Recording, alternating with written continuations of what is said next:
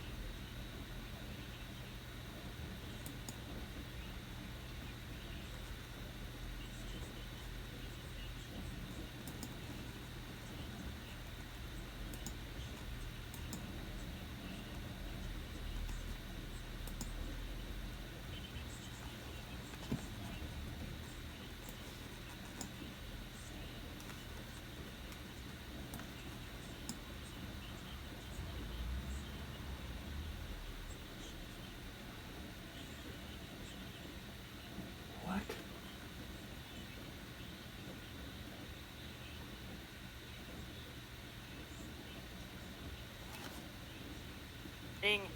The start behind the dish, the freshman for Luke Lavin, getting a break in the doubleheader here today, but that had hang time, and he followed it all the way in his glove nicely. So one away here. Garwal off to a good start. Here's Caden Carpenter.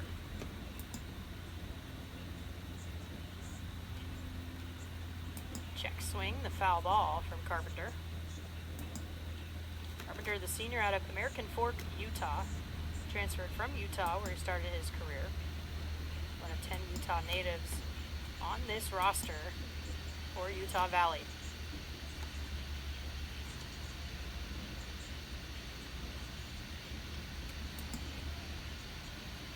Pitch just misses.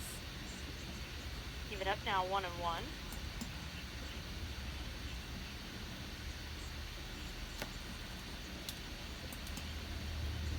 Carpenter 1 for 4 in the game earlier this afternoon. Hitting .295 on the season. Which is low and away. That'll miss for ball 2.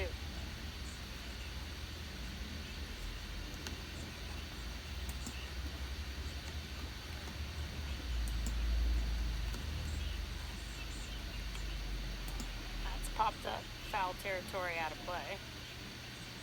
Carpenter, one of the ones to watch in some of the preseason lists and honors. Perfect Game had preseason WAC watch list for the conference. Carpenter listed there in terms of the outfield. 2-2. Called strike 3. Beautiful pitch from Sam Garwal. The backwards K, and it's 2 up, 2 down to start here in the top of the first. Garwal going after it, not afraid to attack the zone. This is a team that also racked up double-digit hits. 13 in total just earlier this afternoon. Garwal wasted no time. Oh, Mason come Strong, on. designated hitter for this one. Takes the ball upstairs.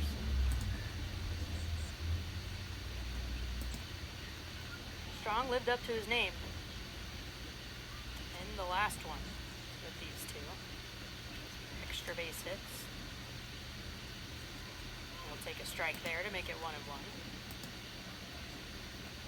Had a 2-run home run in the first inning to get Utah Valley on the board first.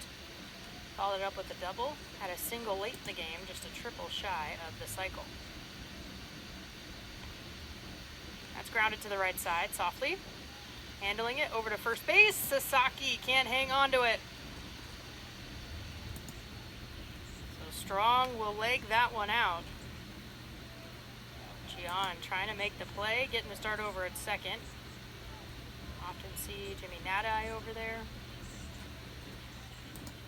Nadai in that DH role to start for this one. So runner aboard here with 2 outs for Utah Valley. And I should say, got to give credit where credit is due. That late hit was Barnhart coming in to get the single in the 8th in the last one. But still a couple of extra base hits on the day for Strong. Now he reaches again as Chipper Beck takes ball 1.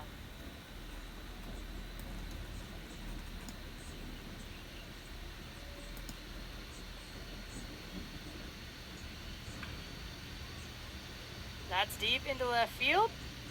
Camped under it, making the catch is Tokheim. So one runner is stranded, but a pretty solid start for Garwal on the mound. Stanford will now come up offensively for the first time in game 2 of this doubleheader. Okay.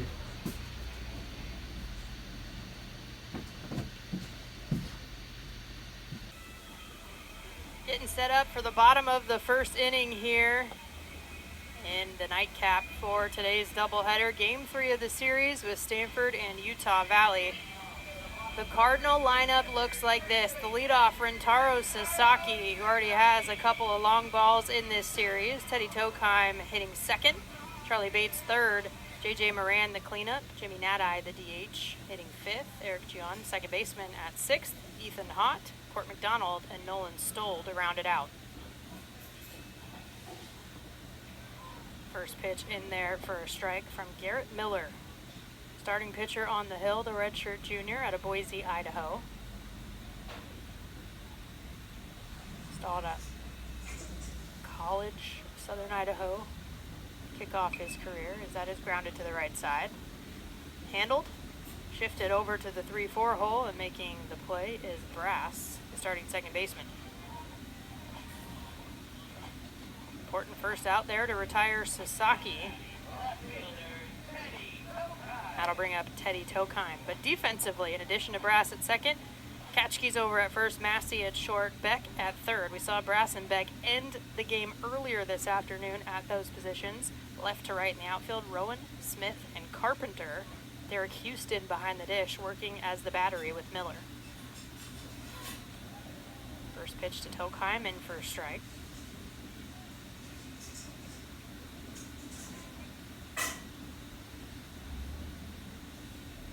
Tokheim coming into this hitting .370 on the season. Lines that into left, just foul. Tokheim, a freshman who is making an impact early on out of Seattle, Washington, went to Lakeside High School.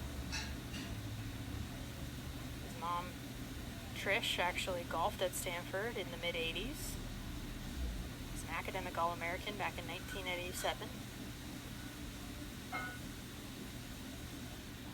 Cardinal red running through his veins. Just missed there from Miller.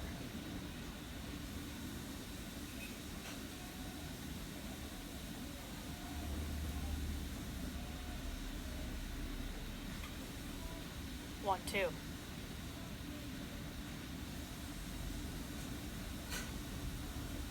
Off the plate.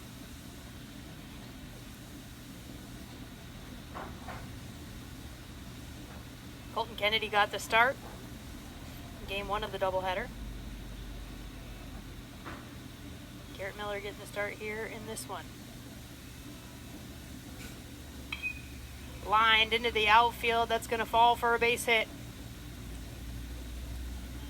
Teddy Tokheim stays on a roll for the Cardinal. And a 1-out single puts a Cardinal aboard.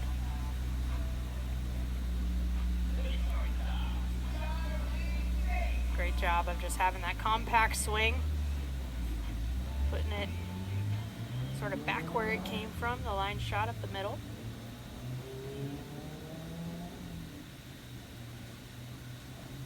Tokheim had a 2 RBI single and a double in the last game. Charlie Bates had a day as well already. In the dirt. Houston handles it. Bates was a triple short of the cycle, 2-run home run, an RBI double, and a single, along with a walk.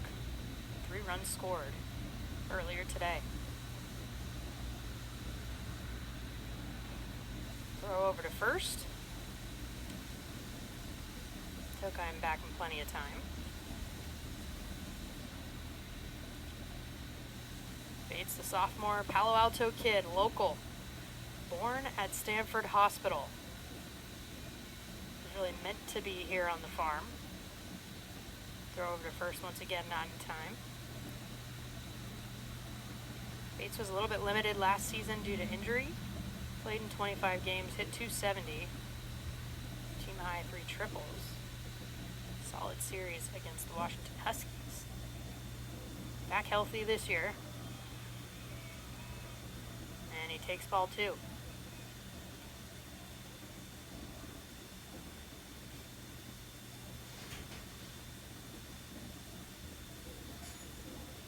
Bates hitting .346 on the season, but .448 with runners on base.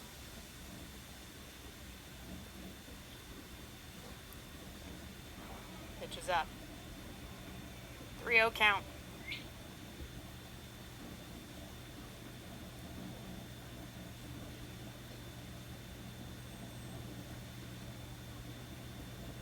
Bates has 8 walks on the season so far.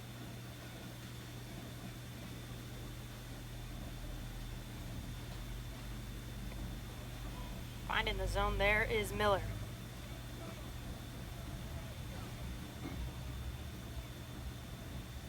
Miller, the Idaho native, comes into this 3-0 on the season, 21 and a third innings pitched so far. 20 hits, 8 runs all earned, 15 strikeouts to 8 walks this year. That's going to be ball 4, as Bates will find himself aboard once again. And 2 on with 1 out for the Cardinal. Tokheim advances to second.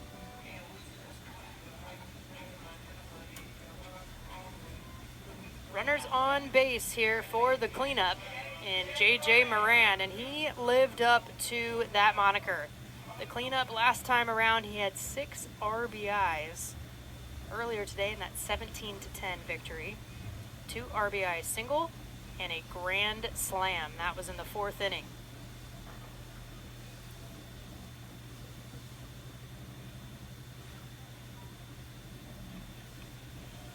Pitch 2 inside. That'll be ball 1. Moran, the sophomore out of San Diego, California.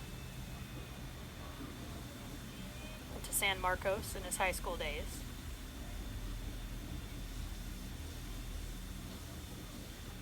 .333 average, 19 RBIs this year. That's going to get away from Houston. Runners both advance. Great read from Tokheim and Bates, both now in scoring position.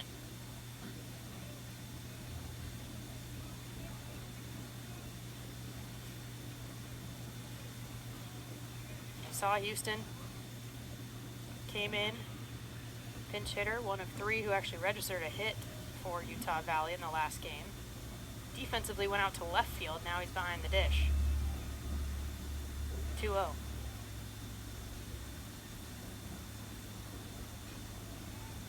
That finds just outside the zone.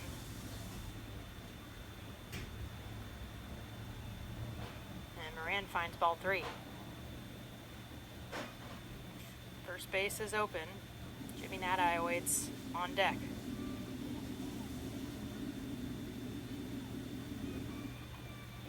There's the zone.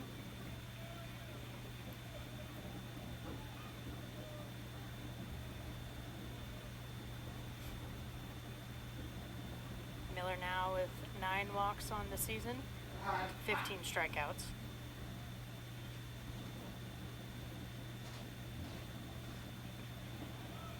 That just misses for ball 4. Double-digit walks on the year for Miller, and bases are juiced for the Cardinal. Back in game 1, Utah Valley made a splash in the top of the first, scoring first. The 2-run home run got things going. Backed it up with 4 more in the second. And Stanford took over, scored 4 in the third, 8 in the fourth, including that grand slam from J.J. Moran. And continued to add on to it from there. So the base is loaded for the Australian, senior out of Sydney. Led the team in home runs with 16 last year, as well as 50 RBIs.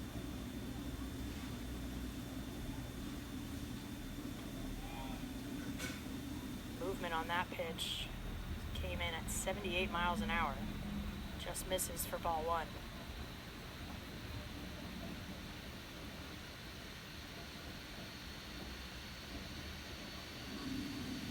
Nadai 1 for 5 earlier today.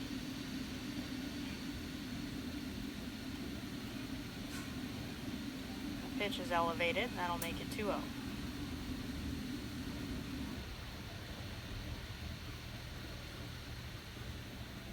Nadai, a preseason All-American coming into this year. Golden Glove finalist at second base last season. Yanks that foul. Aggressive on the 2-0 count was Nadai.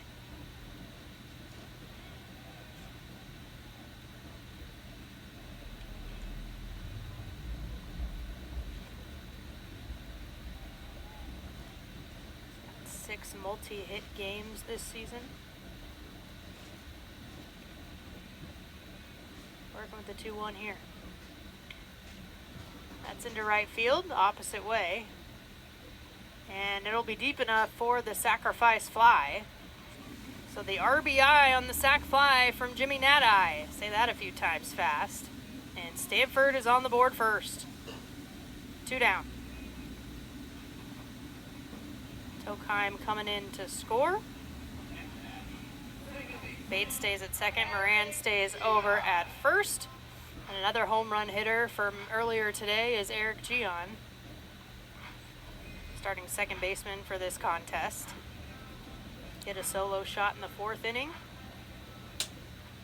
1 for 3 in all to kick off this doubleheader.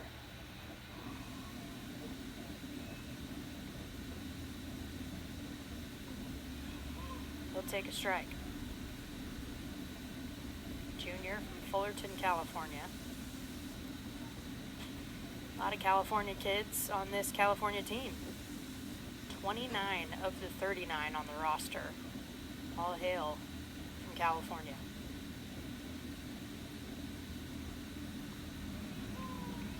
Movement on the off speed. 0-2. Miller trying to get settled in here and jumping ahead here on Gion.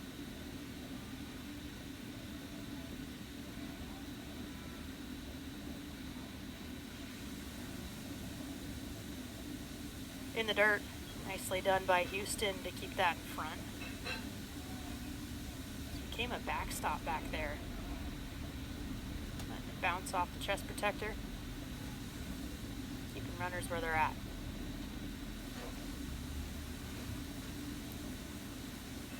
One, 2 with 2 outs.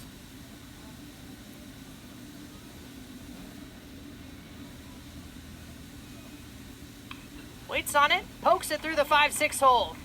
Being sent around is Bates. He will come in to score. And the RBI single with 2 outs for Gion puts 2 on the board for the Cardinal. That's just a solid at-bat from Eric Gion. Hard on the ground through the infield, getting the job done, and knowing Bates coming around from second, having the speed to do so. And Moran advanced to second base, with Gion now over at first for Ethan Hott.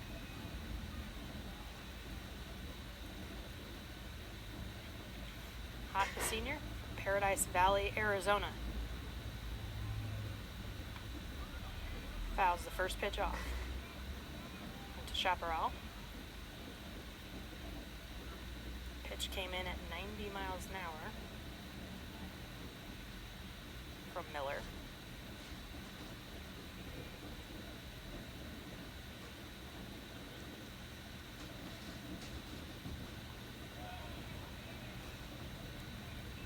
Evened up now, 1-1.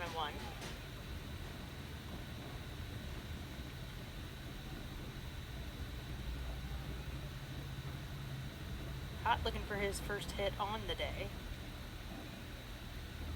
Did reach on an error and a walk last time. So that's straight back. Scored a couple of times, both times he reached.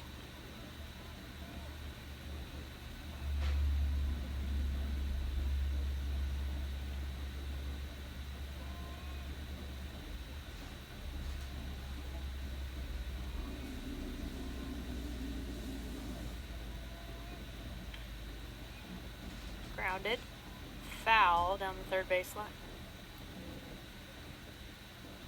Hott's hitting .297 so far this season. .357 with 2 outs, and even higher at .462 with runners in scoring position. Love to see that breakdown in the stats to see how players perform when there are opportunities and maybe a little pressure. Thought about it, but takes. Deuces wild, 2 balls, 2 strikes, 2 outs. 2 runners on still at first and second.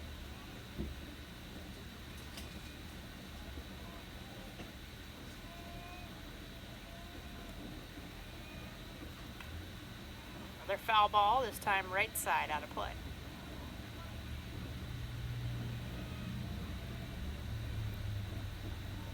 Garrett Miller already pushing 30 pitches thrown here just in the bottom of the first inning.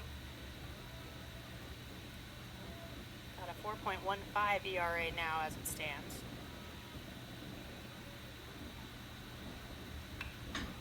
Grounded up the middle for a base hit. Moran coming around to score, and an RBI single with 2 outs once again. Back to back. This time it's Ethan Hott staying hot.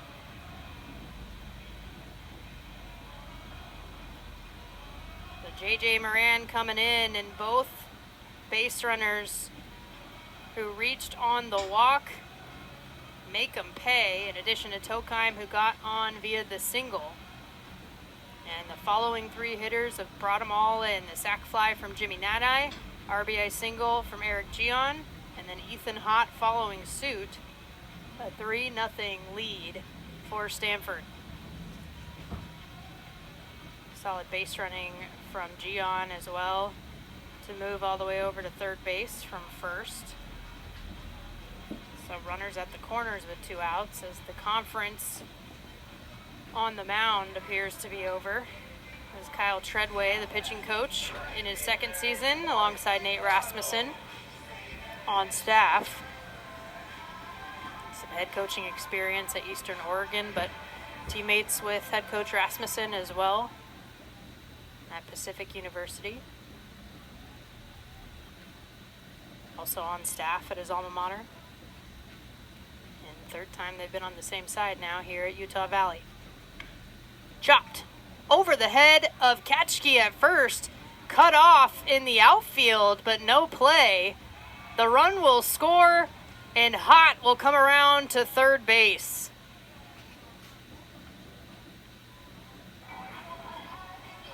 Gion coming around to score for run number 4.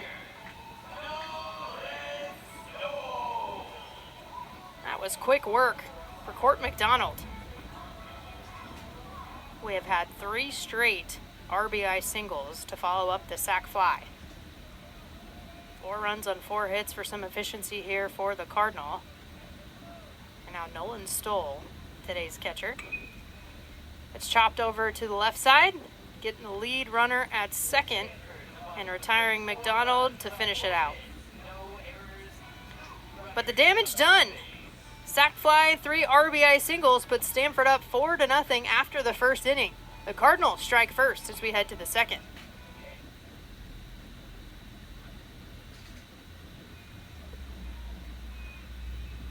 Top of the second inning, middle of the order, due up. It's 5-6-7 for Utah Valley. Crooked number put up by the Cardinal offensively in the bottom of the first, and Derek Houston, the leadoff, fouls off the first pitch. You're the starter, Sam Garwal. You're feeling pretty good, pretty confident, pretty comfortable on the mound after your team gives you a 4 spot.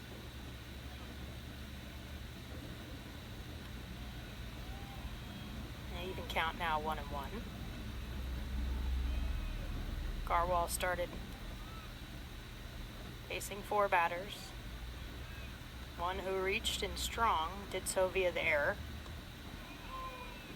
Garwal follows it up with the strike there to make it 1-2.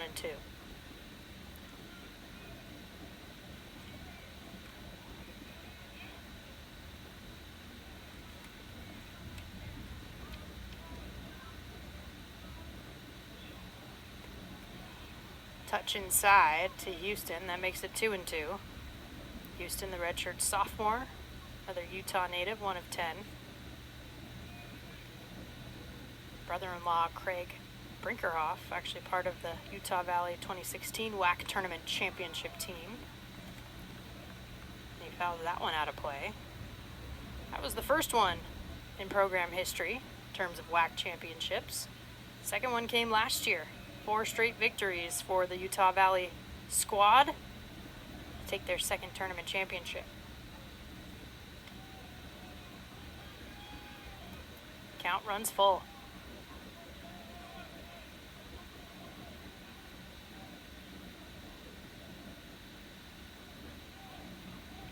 Payoff pitch. Lined into left. Houston wins the battle. A leadoff base hit here in the top of the second inning. Solid at bat from Houston. Goes deep into the count. Sees more pitches. Makes sure he's on time. Protects and executes.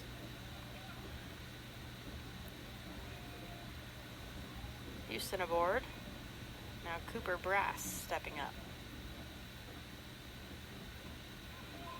Takes a first pitch strike. Mentioned that Brass came in later in the game. Went 1 for 3. Getting the start at second this time as a throw to first, not quite in time.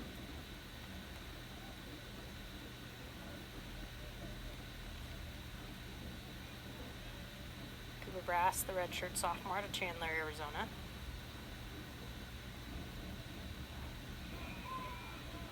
In there for another strike.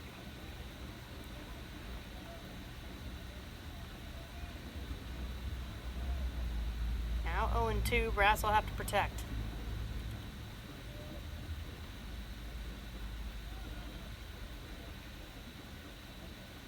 Does so. Hard on the ground. Over to Bates, gets it at second, and turns 2. Beautiful execution on the double play. The classic 6-4-3.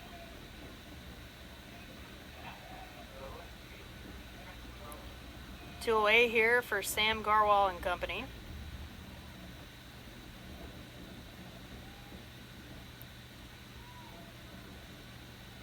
What you want to do, if you're Garwal, roll it up, let the defense work. Base is clear for Trenton Rowan. That was the first pitch back into the net. Defense was clean for Stanford. No errors to start off this doubleheader earlier. Of course, the one in the first already here. got out of the jam and stranded strong back in the first. Rowan takes strike 2.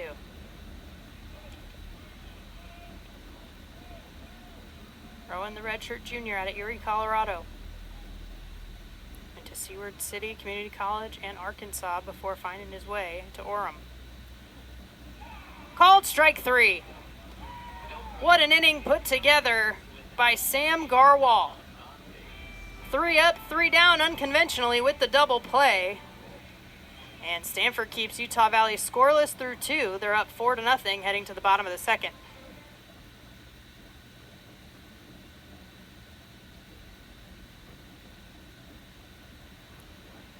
Bottom of the second, top of the order due up once again for the Cardinal, Rintaro Sasaki, leading off for the second time in as many innings. It batted around in the first one, and Sasaki straightaway center field on the line, but right at Smith. Miller has now retired Sasaki twice.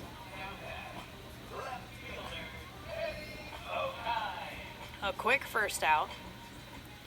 And that'll bring up Teddy Tokheim once again, singled and scored back in the first inning, thanks to the sac fly from Jimmy Natai.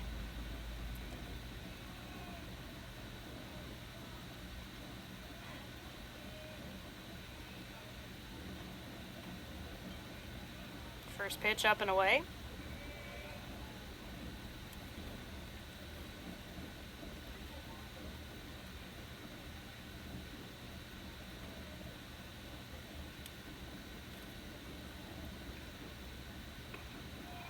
Even it up right away, 1-1.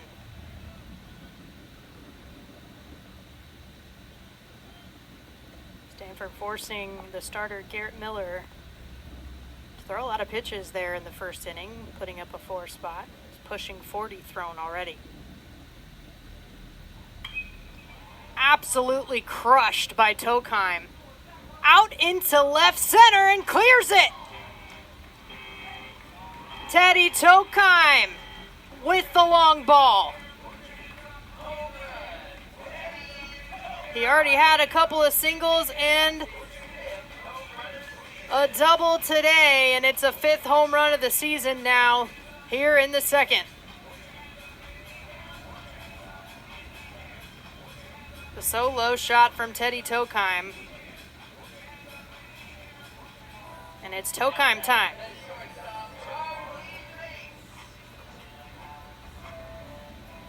Run number 5 coming across for the Cardinal gives way to Charlie Bates. Walked and scored, as did Moran, who awaits on deck behind him.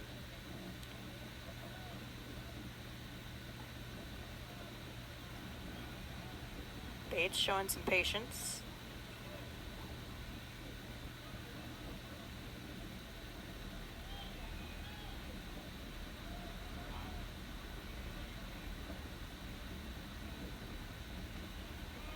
Picked in the dirt.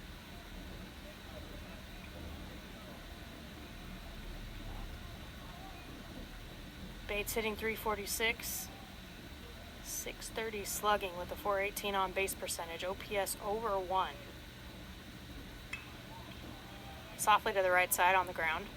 Scooped, fired over to first, and Brass takes care of business.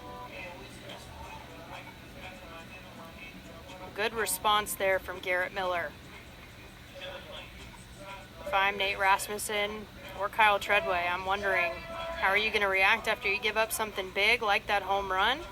Producing a soft ground ball for your defense, solid way to respond. 2 away here for J.J. Moran.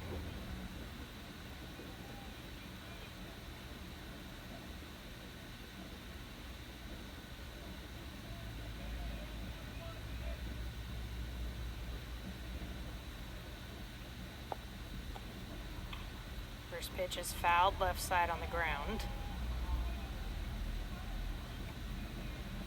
Moran scored in the first after being walked. Brought in on the RBI single from Ethan Hott.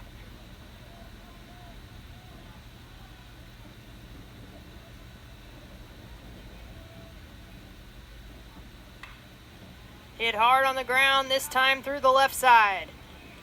J.J. Moran continues a heck of a day. He's reached for the second time. 2-out single.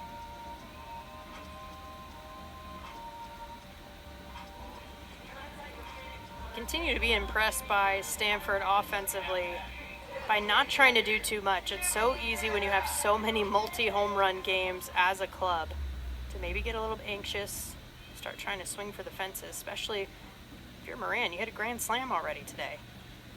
But nevertheless, still keeps it simple and hits it hard on the ground.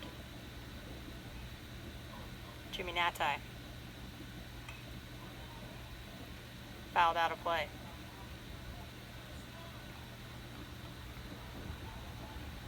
Natai. 5 home runs on the season. Likes to hit with 2 outs, hitting .407 situationally. Throw over to first. Moran back, no problem.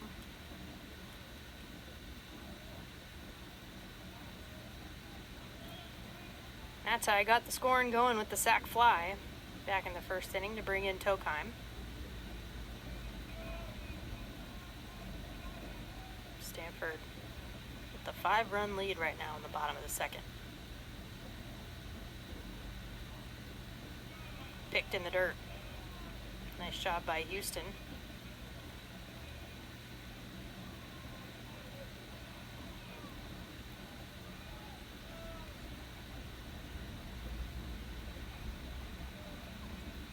Even count, 1-1.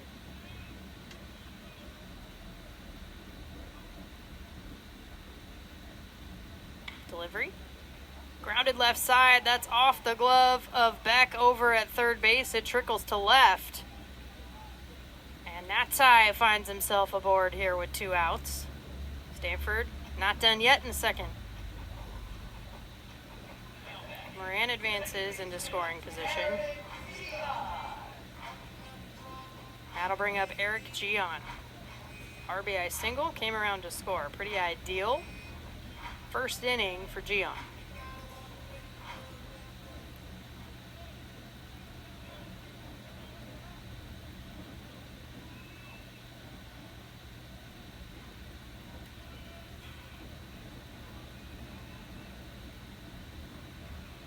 First pitch missed for ball 1.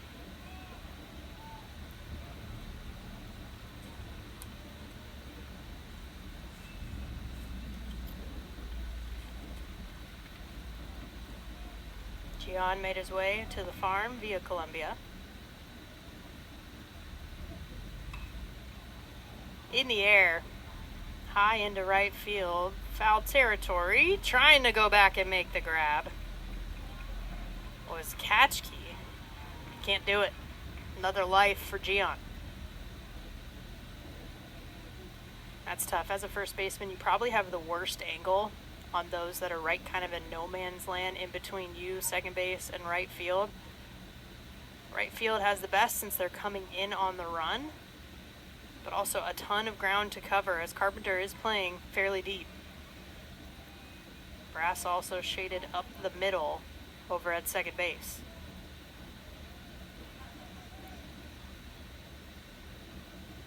The 1-1 with 2 outs.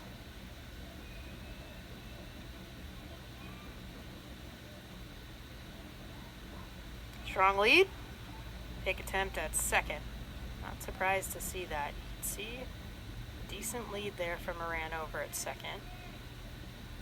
Brass waiting in the wings there.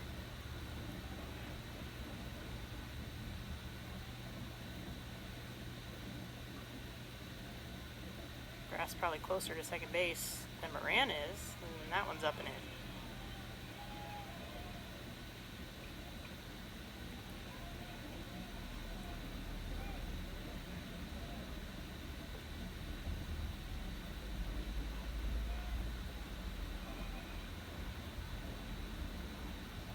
Time is called here.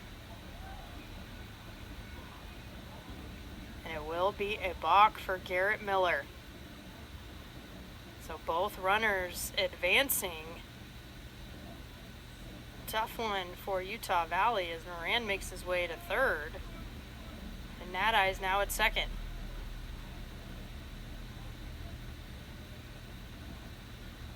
Two in scoring position with 2 outs.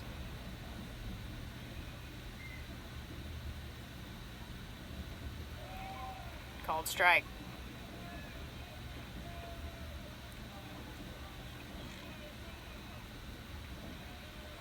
Deuce is wild once again.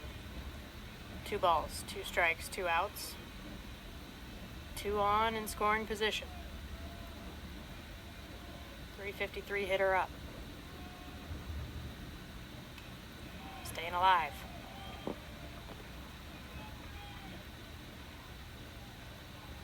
It's interesting. Gian hitting 353 on the season. OPS over 1.3. But under 200 with runners on. Under 100 with 2 outs. Saw the solo shot from him earlier today. Took advantage with the runners on base last time, though, with RBI single. And that's through the left side. Another RBI. And a second one coming around, and the 2-out, 2 RBI single from Eric Gian. Back-to-back RBI singles. And he's on one. Moran and Nadi coming around to score. It's another crooked number on the board for Stanford. 3 in the second inning. And Ethan Hott due up. He had the RBI single as well. Second one, and back-to-back-to-backs back in the first inning. And we're likely going to have a change here on the mound. And yes, we do. So the starter, Garrett Miller, his day is done.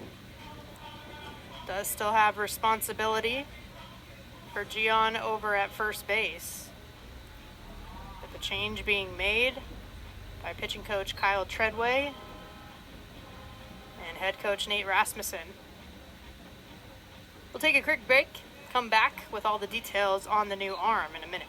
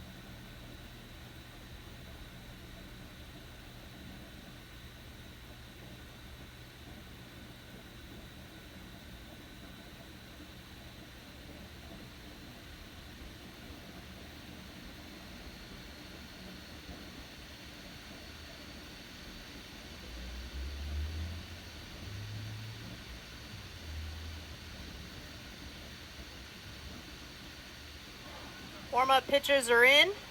Number 25, Ray Hernandez, the senior from Temecula, California, now on the mound for Utah Valley. Has the 2 outs with Gian over at first base for Ethan Hott. Throw over to first.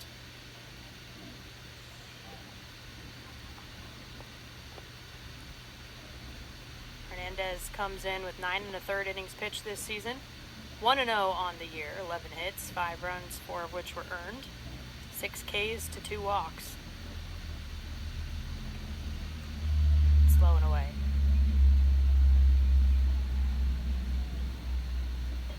Doesn't give up a ton of extra base hits as of yet. Those 11 hits, 3 doubles. No triples, no home runs so far this year.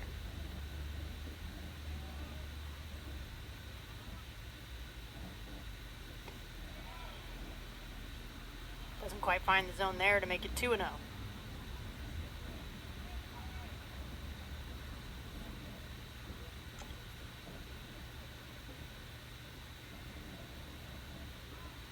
Hot with the RBI single last time up. So with 2 outs, and this time it's a base hit, and it's going to be extras. Rounding first, going into second, and being waved around is Gian. So the 2-out RBI double for Ethan Hott. Once again, Ethan stays hot. 3 RBIs in this game alone.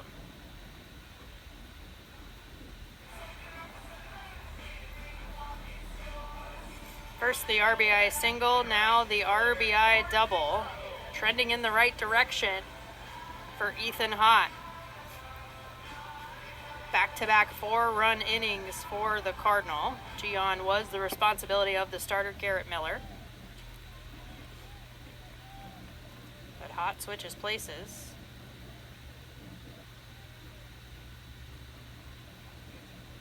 Finds himself on base for Court McDonald. That's going to get away. That's over towards the on-deck circle on the Stanford side. Plenty of time for Hott to advance over to third.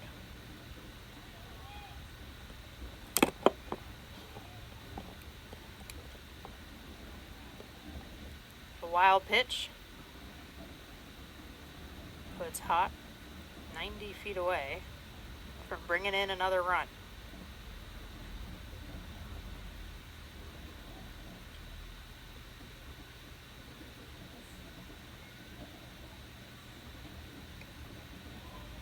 Longer windup from Hernandez, and it's worth it. Getting the strike. Court McDonald had the RBI single last time up. Did it quickly. Didn't waste any time early in the count. Hitting 300 now this year.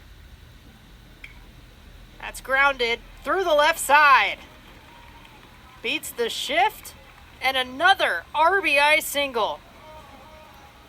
Back-to-back for Court McDonald. So Hott comes around to score. A 9-0 lead for the Cardinal here, still in the second. Second time through the order here in the second inning now. Nolan Stoll steps up.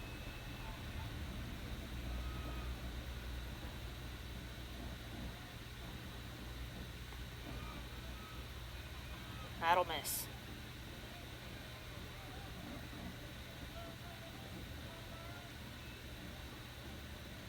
Stoll 3 for 10 on the season. A couple of RBIs in his back pocket, as well as a walk. 2 of those 3 hits were doubles. Has been hit by a pitch as well, so he can take one for the team. A cool .429 average with runners on base.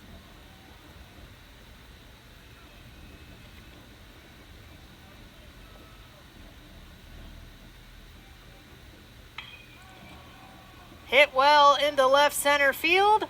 That's going to drop right in front of the wall. Being held up at third this time is McDonald, but 2 bases for Nolan Stoll. He stole the show here.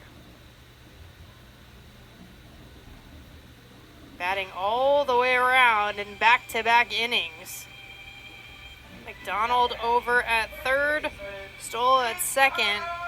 2 in scoring position, and it is back to the top of the order for Rentaro Sasaki.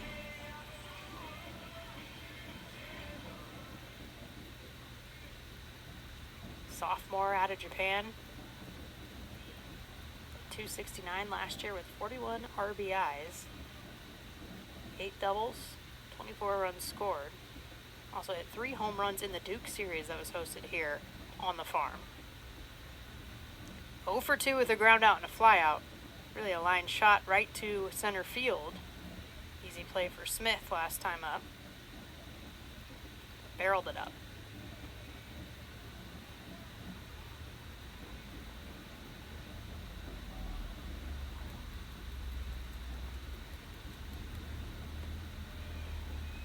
Pitch misses. Hernandez staying careful around the zone for Sasaki.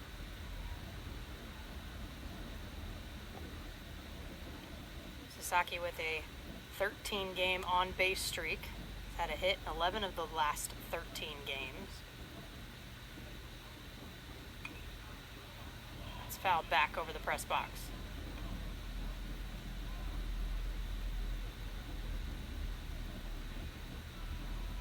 Sasaki went 2 for 5. 7th multi-hit game of the year. 6 in the last 13 games. Was earlier today. Inside outs it into left field, but playing well over, making the diving grab. Did he hang on to it? He sure did. What a play by Rowan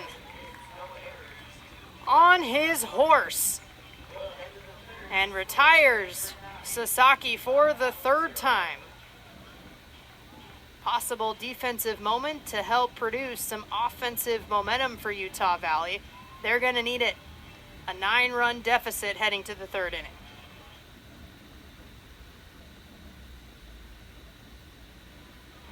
It's a new inning here in the 3rd and a new pitcher on the mound for Stanford. Sam Garwal, the starter, a solid 2 innings, allowing just 1 hit and no runs coming across.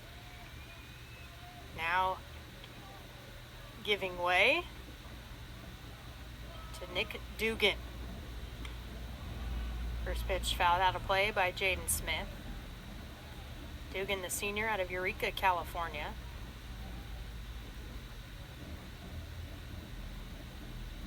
One of the go-to arms on this staff for the Cardinal.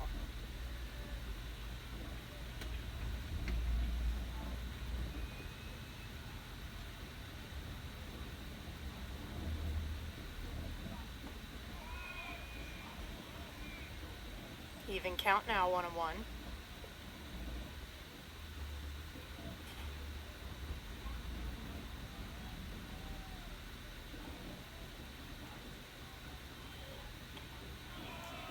Just missed.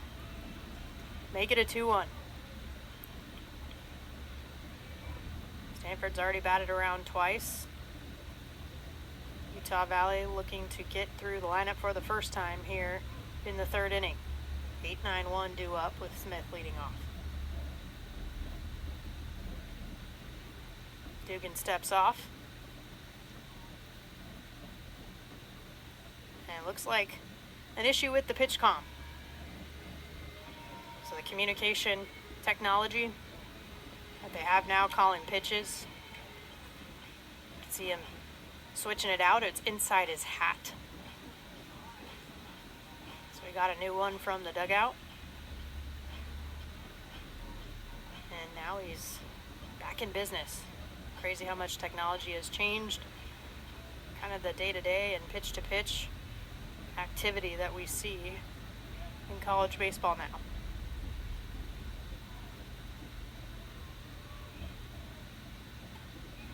Gets a swinging strike there.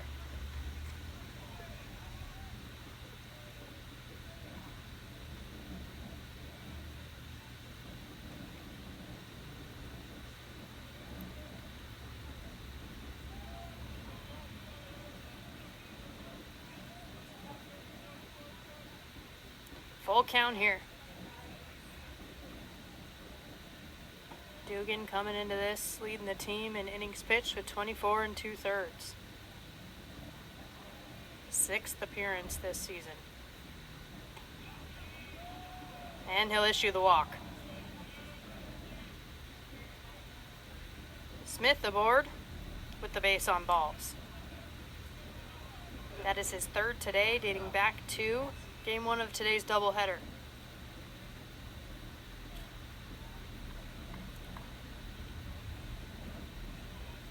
Smith is aboard with no outs. That'll bring up DJ Massey in the 9 spot. Smith 1 for 2 in stolen base attempts this season. Squares to bunt, lays it down beautifully on the left side. On the run over at 3rd, can't get there in time. Moran is beat in front, and a beautiful bunt single from DJ Massey. I like the idea. Haven't had a ton going on offensively so far in this ball game. Make something happen. Read the defense. You see infield was a little bit back. Certainly not up in enough to be ready for anything in front. So don't only get the sacrifice, but get another base runner aboard as well. Top of the order at that now with Hunter Katchke. He's going to get hit.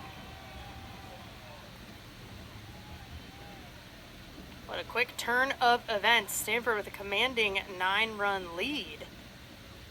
And as Dugan coming in for Sam Garwal, who had a very quiet first couple of innings, a walk, a bunt base hit, and a hit batter load the bases with no outs.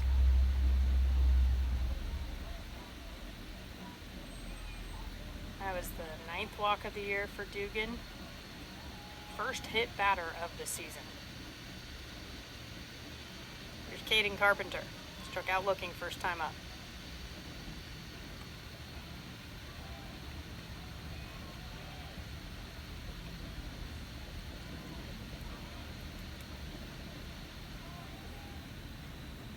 A 1-0 count.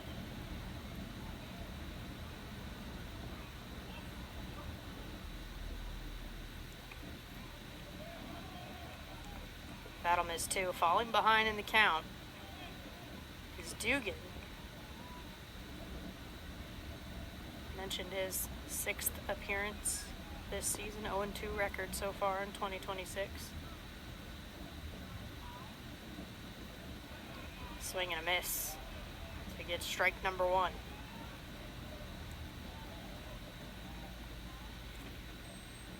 Carpenter struck out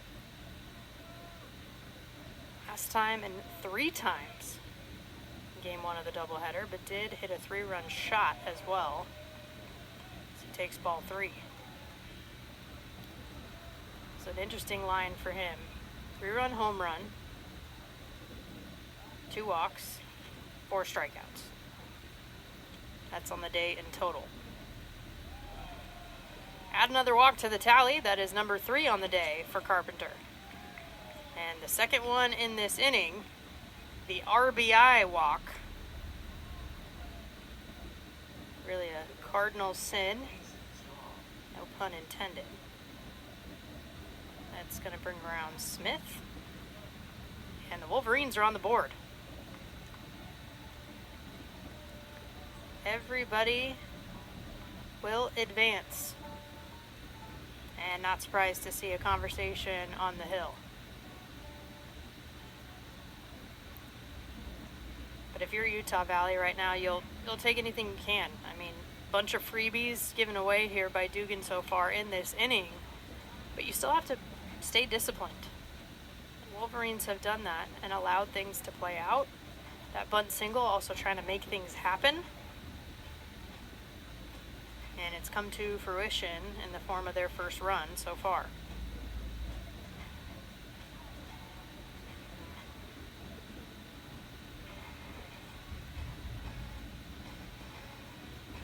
Two hits on the day for the Wolverines. The 1 run coming off of that walk with bases loaded. That'll give way to Mason Strong. Reached on the error by Sasaki back in the first. One of only 2 runners to reach. In the air right side. Drifting into foul territory. Running out of room. Good hustle from Court McDonald. Running right into the wall on the bullpen. And you have to think about those things as an outfielder as well. Of course, bases loaded. There's a runner at third base. There's no outs. So clearly they can tag. Massey would be ready to do so over at third base. So anything too deep, you have to think twice. But when you have an 8-run lead still, you have some flexibility. Right back up the middle where it came from. Strong, once again, living up to his name, and he'll bring 2 RBIs in with the single, making him pay. Utah Valley chips away at the deficit. They're now within 6. That's what happens when you give those freebies away. Massey the only one to reach via the hit. It was the bunt single. But Smith, who scored, Katchke, who scored, is a walk and a hit batter, respectively. Carpenter over at third base. So at the corners here for Chipper Beck. That was the first pitch off. Flew out to left to end the top of the first time up.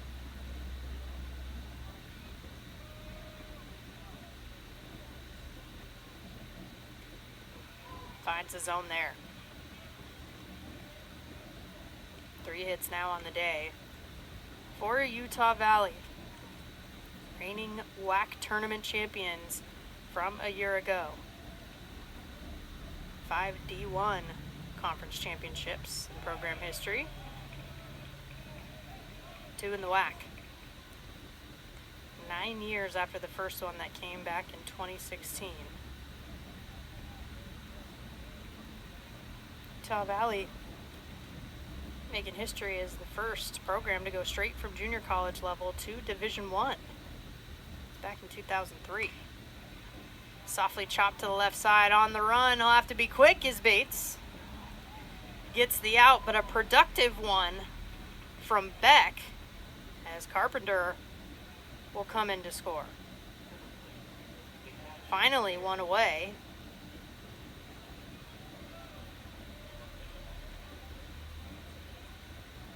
Strong advancing over to second. The lone base runner aboard here now for Derek Houston. Bit of a role reversal right now from game 1. Utah Valley went up 6-0 after the first couple of innings, and Stanford started to put it together offensively in the third. They scored 4. Scored 8 in the fourth. Continued to tack on from there.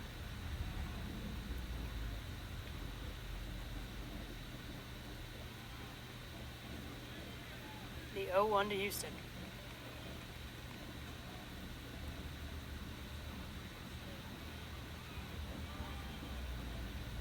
Dugan steps off.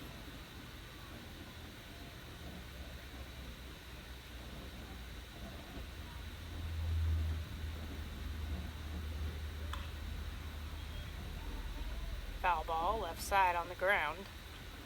Houston did single. Back in the second was erased over at second base on the fielder's choice to get the force. And that was in the double play that also got brass.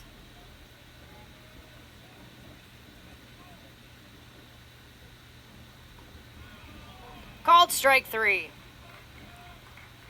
Needed it. And Dugan with the backwards K. Back-to-back outs recorded, 2 down.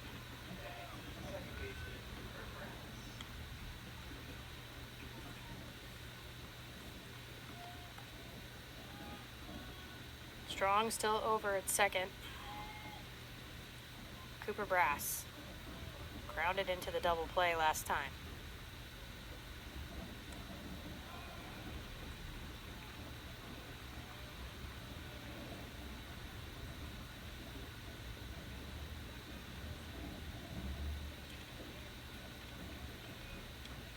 (1-0) here with 2 outs. Infield is shifted a touch. John staying close to the bag over at second.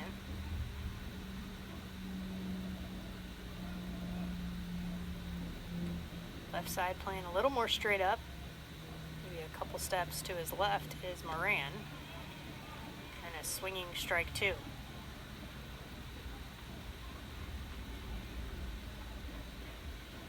Sasaki also off the line over on the first base side.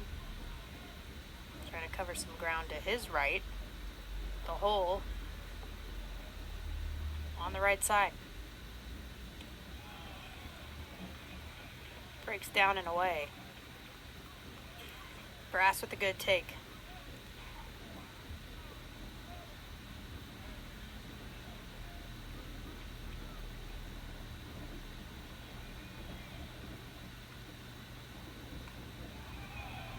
Just missed.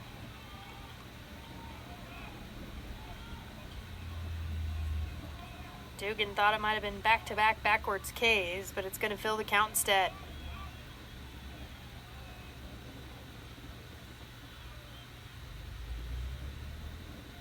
Payoff pitch. Yanked foul on the line drive into Utah Valley's bullpen.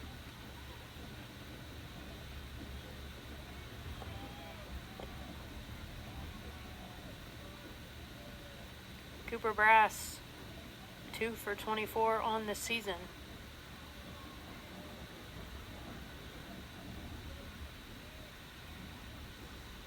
Going to battle here.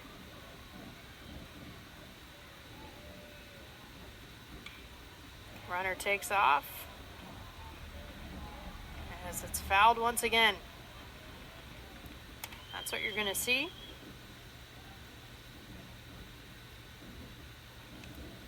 Strong going on the pitch with the full count and 2 outs. Outfield playing a touch deep. Anything that gets out there, pretty much a guaranteed run. We'll do it again, 3-2.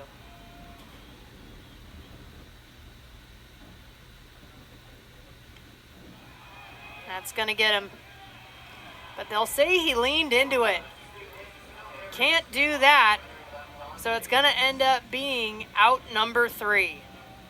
Bit of a break for the Cardinal, but a 4-run inning for Utah Valley keeps them in it. They still trail by 5 heading to the bottom of the 3rd. Tokheim, Bates, and Moran due up for Stanford.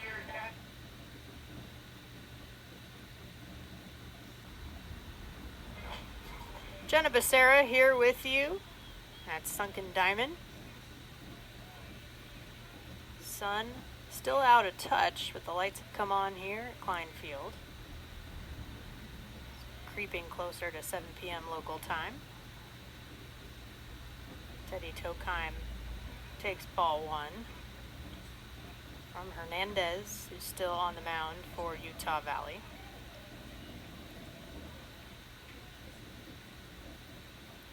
Stanford still with the 5-run lead, sitting at 9-4 here in the bottom of the 3rd.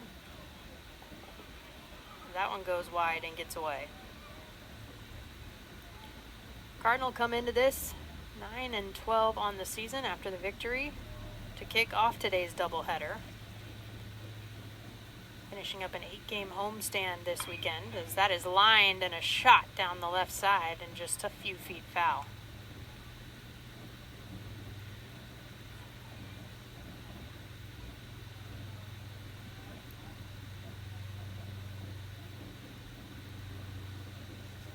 Stanford has been outscored overall this season, but have actually, coming into today, 9 out of the 12 losses. They had the tying run at the plate in the 8th or the 9th inning. Up and in, just misses Tokheim. So they've been right there. 6 of the first 9 games were decided by 1 run.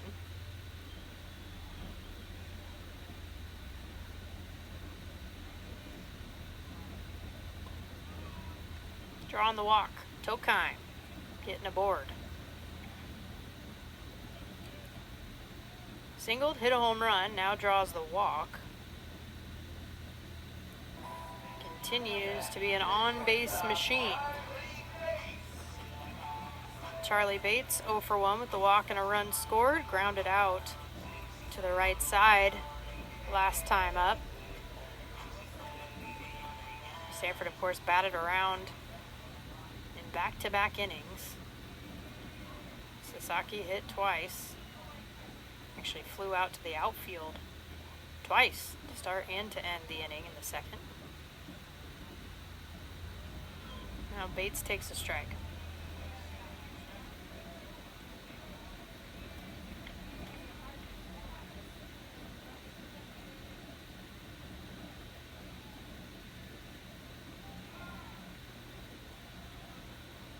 Throw over to first. Nothing to it. Another multi-home run game for the Cardinal. Earlier in the doubleheader. Program high 5 against Wake Forest on March 7th. It's a high since Duke last year. They hosted the Blue Devils March 15th. Almost a year to the day, just a week short.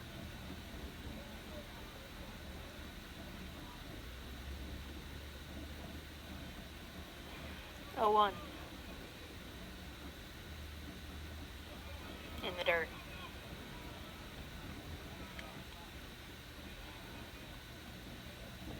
Staying put is Tokheim. In this game, doesn't know what it's like not to get on and to score. Done so twice. Of course, helped himself out with the home run in the second.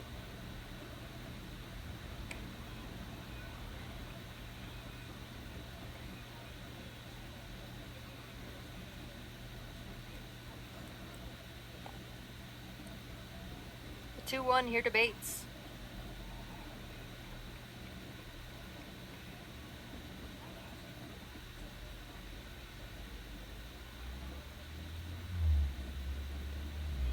Make it 2-2.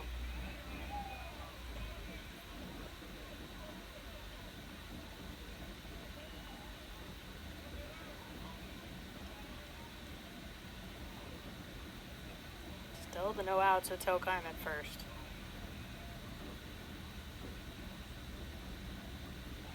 Quick throw over to first. Gets the foot back on the bag, does Bates. Probably noticed the safety bag over at first. Can be whatever color you want. It's green here at Sunken Diamond. Popped up into shallow outfield. Ranging over to left center to make the catch is Smith. Winning the battle there was Hernandez. Another good response after the leadoff walk issued to Tokheim. 1 away for J.J. Morant. Also doesn't know what it's like not to get on base and come around to score in this one. Walked and singled.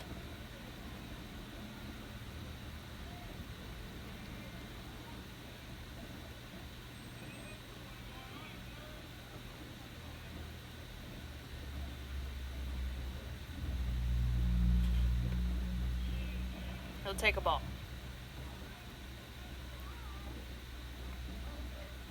Stanford team that is in its 9th season with David Esker at the helm. 284 wins to 162 losses during his time at the farm. There's a swinging strike there. Clark and Elizabeth Nelson, Director of Baseball, named the 21st head coach in program history on June 16, 2017, following Mark Marquis after 41 years as the skipper. He was his coach when he played here. A foul tip for strike 2. I mentioned in game 1 today that Esker was a part of the 1987 National Championship team under Mark Marquis, known as 9. That was his uniform number, his jersey number. Affectionately called 9 by everyone in the Stanford and the baseball community. Popped up right side. Shallow right. Coming in on the run to make the catch. Carpenter. And Moran will be retired. So back-to-back pop-ups produced by Hernandez. Tokheim still over at first base. Now 2 outs for Jimmy Nadai.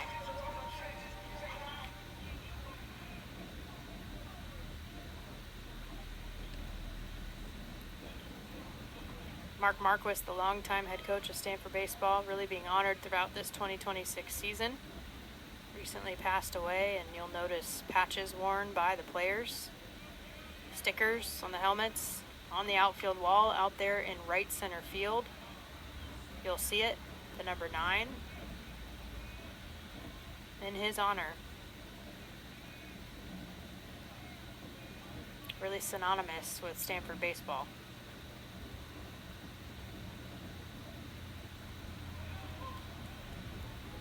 Hernandez gets the strike.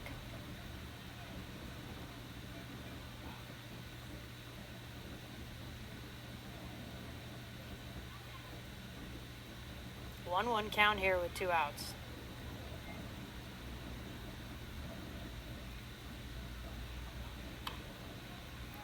Lifted into center field.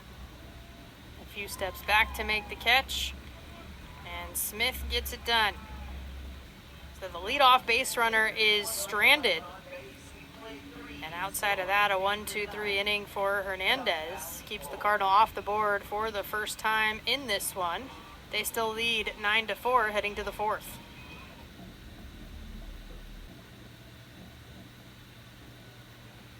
First 3 innings in the books. A 9-4 lead for Stanford over Utah Valley. And the first pitch is driven out to right field. On a line, out to McDonald, who makes the grab. After an extended inning in the 3rd, in which the Wolverines put up 4, more efficient start here in the 4th, 1 away.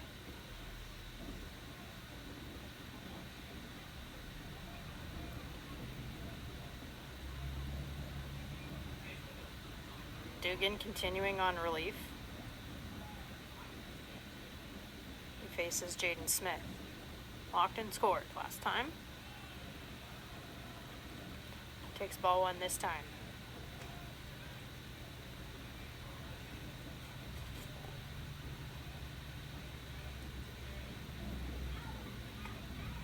Finds his own there. 1 ball, 1 strike with the 1 out.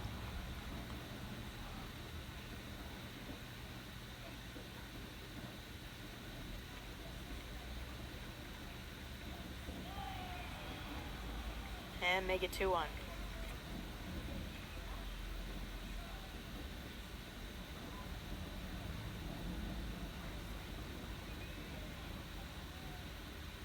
Game 3 of the 4-game series here with Utah Valley. Stanford took the first 2. Chopped really lightly, left side, cut off at 3rd, over to 1st in time. J.J. Moran on the hop. 2 up, 2 down. It's a nice job. I call that cutting the pie from the 3rd baseman. When you cut it off from the shortstop, you know there's not enough time to just wait and let it get to him. You have the angle, take control, and Moran executes nicely. So Dugan doing a nice job of attacking this bottom portion of the order. And some conversation, though, right now among the umpiring crew. Which, by the way, has Jose Matamoros behind the plate calling balls and strikes. Ryan Bleiberg over at first. At 2nd is Mike Mazza. At 3rd base, Chris Engstrand. So everybody moved 1 position clockwise from their setup to kick off this doubleheader, and it looks like there will be a video review on that one. Either way, in terms of the defense, can't really ask for much more out of Moran. It was hit very lightly. He had to come up on the run, pick it on the hop, and make a good throw over to first. Sasaki with the stretch. And give credit to the hustle from Smith as well, trying to make it down the line. Dugan's getting in some pitches while we await the decision from the umpiring crew. Saw a video review and a challenge in Game 1 today. Stanford with the challenge. The call ended up standing. This time Utah Valley with the challenge. We'll see what happens.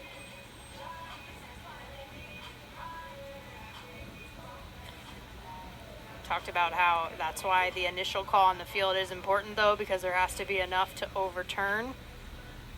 If there's not quite enough or you're not quite sure, the initial call sticks.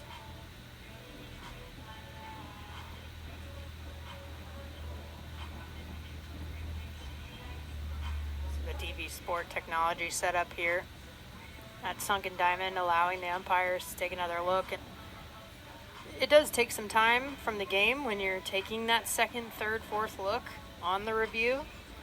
But one thing that everybody has in common, that's the players, coaches, fans, and the umpires, they all want to make sure they get the call right. Everyone's on the same page with that. And this allows them to take another look, and we'll get the decision here shortly.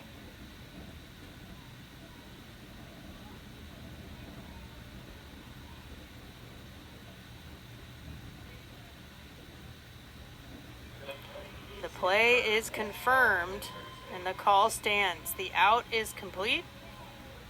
So J.J. Moran, that assist over to Sasaki, will stand, and it's still 2 outs. And it does make a difference, right? You know, had Utah Valley been able to get the reversal on that call, all of a sudden it goes from bases clear with 2 outs like it is now, could have been runner on with just the 1 out, and that does make a big difference. More options when there's less than 2 outs, and of course an important base runner aboard always puts you in a better position. And now Dugan will have a chance to go after the 9-hitter and DJ Massey. The bunt single last time he was up.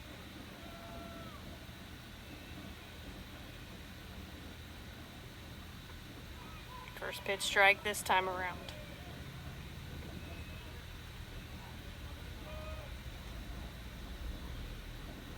Dugan pushing 40 pitches in his second inning of work here. I'll drop off the table.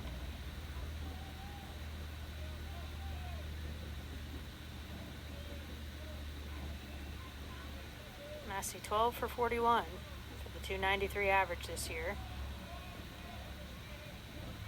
Takes another one to make it 2-1. 13 walks to his 12 hits. Just 1 for extra bases. He has 1 double on the season.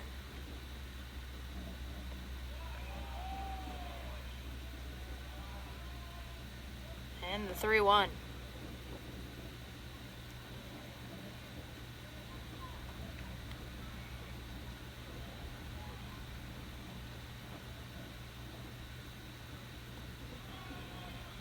Ball 4. Another good plate appearance from DJ Massey.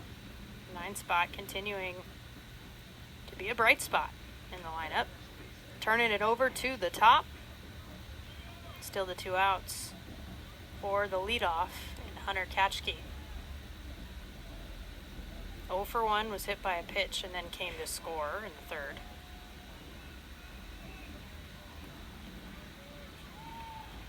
Throw over to first. A little closer, but gets the hand in there, does Massey.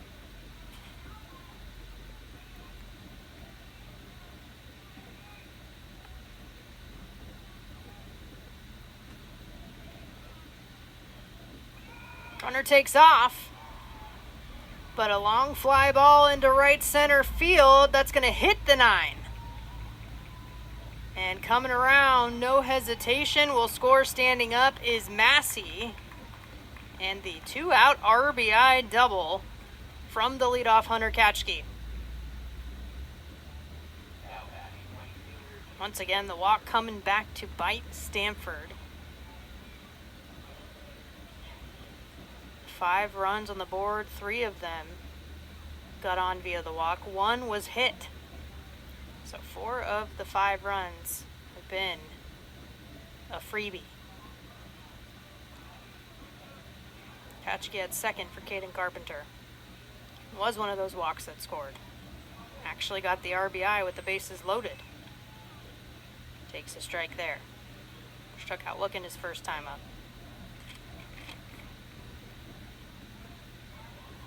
Coming into this, Carpenter was 12 for his last 36 with 14 runs scored. Big cut there to make it 0-2.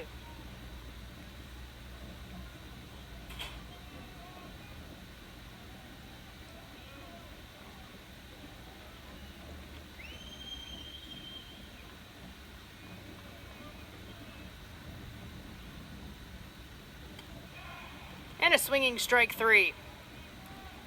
A good moment for it from Dugan.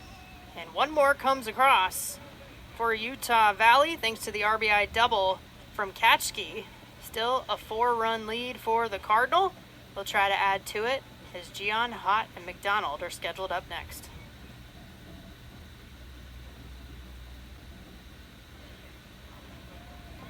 Eric Gian to lead off for the Cardinal. Still going up against Ray Hernandez, who came in to relieve the starter Garrett Miller for Utah Valley.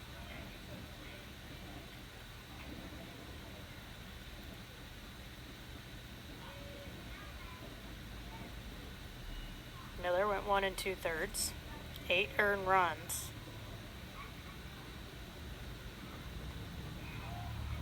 Took some off that. Gets the swinging strike. Hernandez so far in an inning and a third has allowed 3 hits, 1 earned run.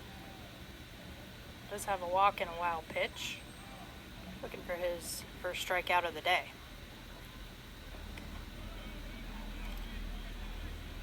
Off the plate.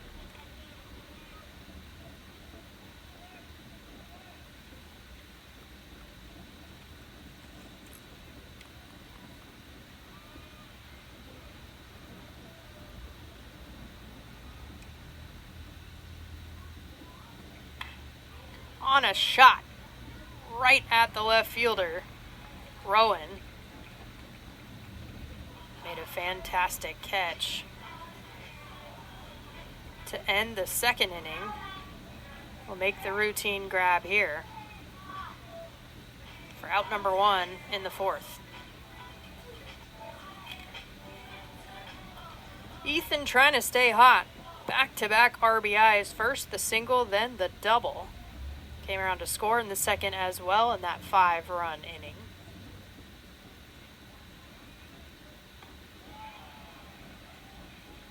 Gets the swing there.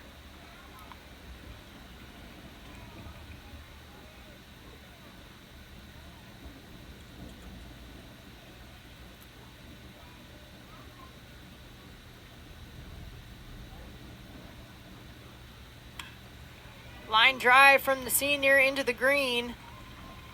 And another base hit as Ethan stays hot.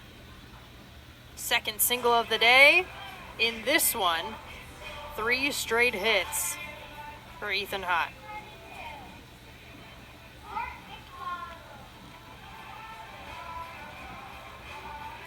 And if you go back, he was 0 for 3 with a walk and a run scored in Game 1 earlier today, making up for it now with a 3 for 3 performance. Court McDonald's got a couple singles, both generating RBIs, and he'll lay down the bunt but foul. Saw the small ball from Utah Valley. McDonald thinking about giving him a taste of their own medicine. It's going to be an 0-1 count.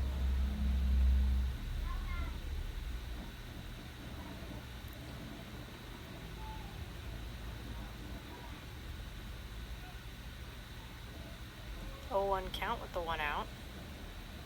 Hott over at first.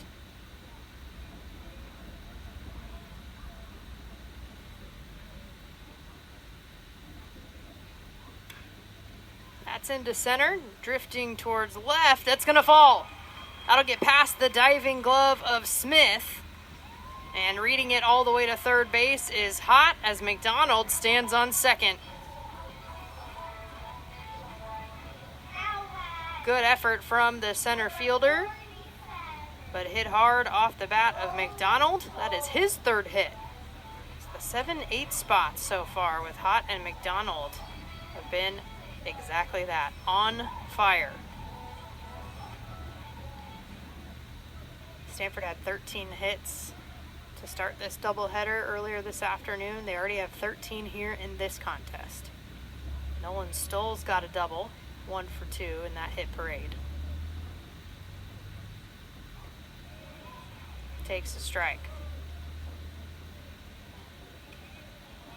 Cardinal got a runner on via the walk. That was Teddy Tokheim back in the 3rd.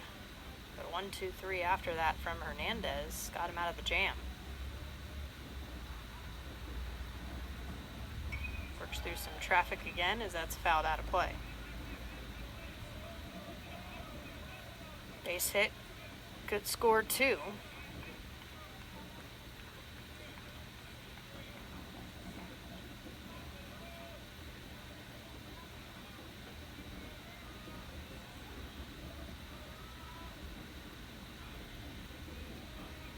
Oh, 2. Up and in. High cheese will make it ball 1. Pitch coming in at 89 miles per hour.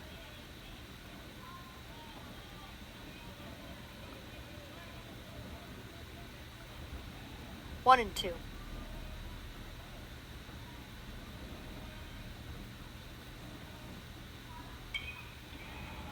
Staying alive once again. That goes out of play on the right side.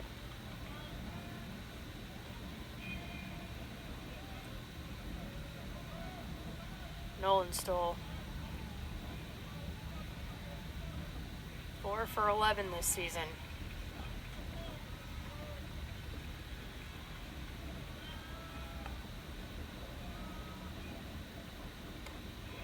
That's up, lays off. Not a bad idea from Hernandez, trying to get him to chase. But the good eyes from Stoll. Hitting .364, but .500 with runners on base. Another foul ball. Going deep into the count with this one. Saw and heard some cheers from the Stanford dugout. They appreciate the solid at-bat that Stoll is putting together. Following up the single from Hott and the double from McDonald. Still just the one out. Throw over to third. Bounces off the glove of Beck. Ball within reach. Everyone stays put.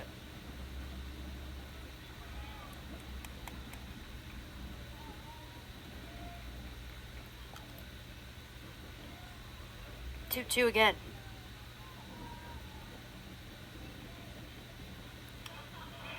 Jam job. Staying alive with the foul ball.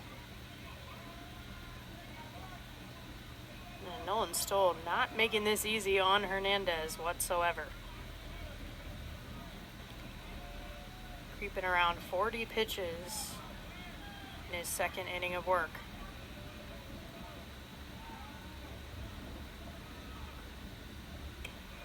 That's up. Stoll coming back to work the count full.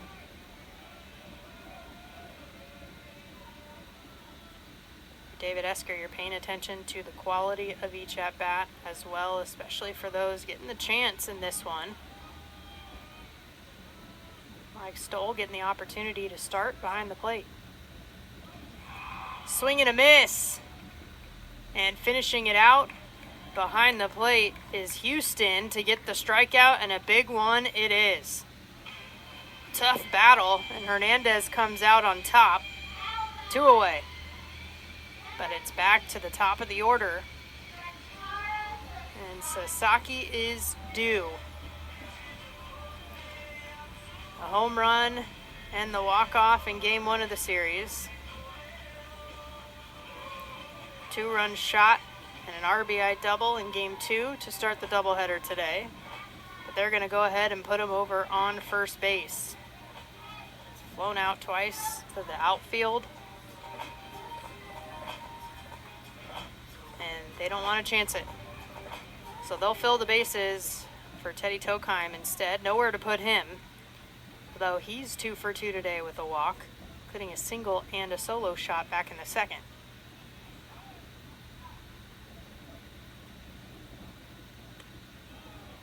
First pitch is up. Tokheim hitting .393 now on the season. 13 RBIs. 5 long balls. Immediate impact is the freshman. Hernandez finds the zone there.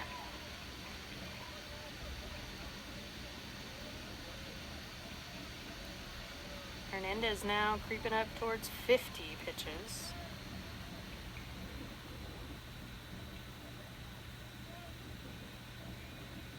One.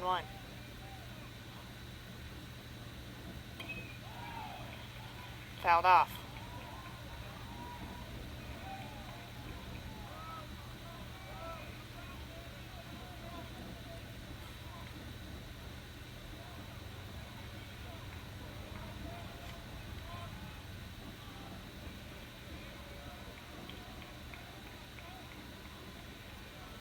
Do it again, 1-2. Lined into left. That's going to fall. One run comes across. The second one coming in, and Teddy Tokheim makes him pay.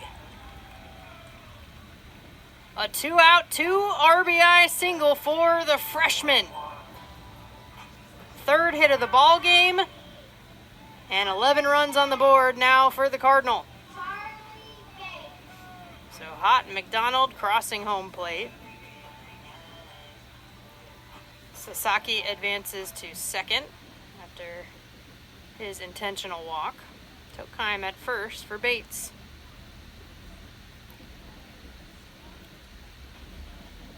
And a player-led conversation as the infield will come in and chat with the battery.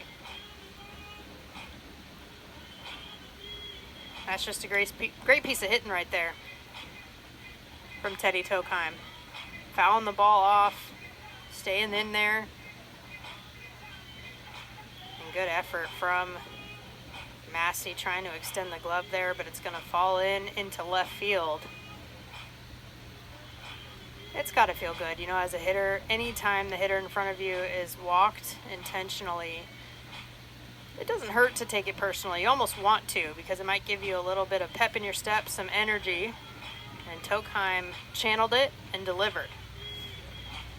So that will do it on the mound for Ray Hernandez. Couple of innings under his belt since he came in to relieve the starter Garrett Miller. Now his day is done. A couple of runners he's responsible for still on base at first and second. And we'll be back in just a few moments with the new pitcher on the mound and all the details.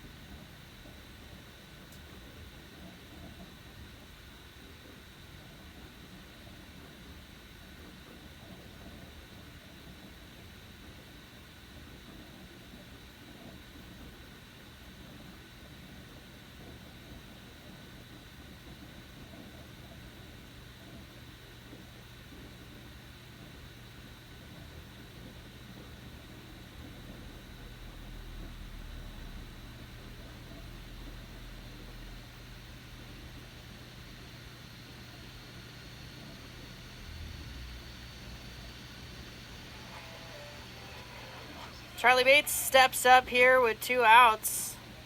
Runners on first and second, going up against the new pitcher on the mound. That's number 32, Trey Jacobson, the junior for Utah Valley, Cedar City, Utah native. First pitch is hummed in there for strike one. Stands at 6'5", does the righty. Canyon View High School. Started in community college before making his way over to Orem.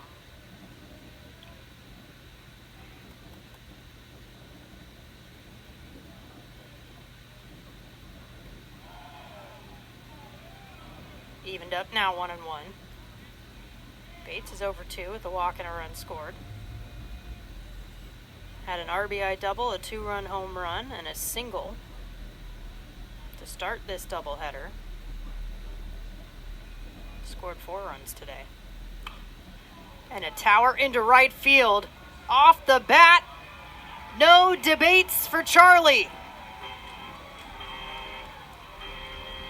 Charlie Bates with his second homer of the day.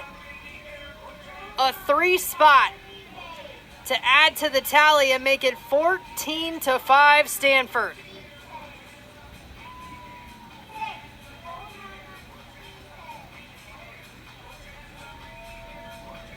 What a way to welcome a new pitcher into the ball game.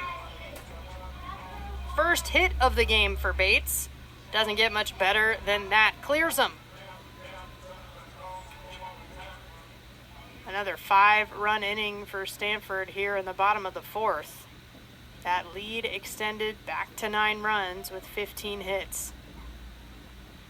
J.J. Moran.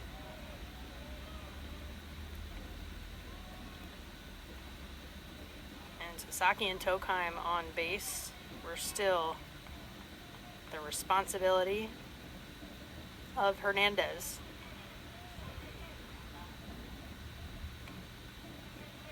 Falling behind quickly here to J.J. Moran.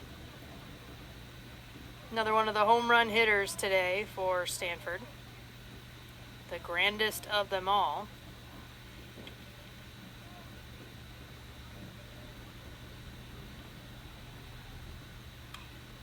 Popped up right side. Floating into foul territory on the run. Wow, trying to make the grab. Nearly did, was Ketchke. On the ground, Carpenter trying to leg it out as well. But another life here for Moran.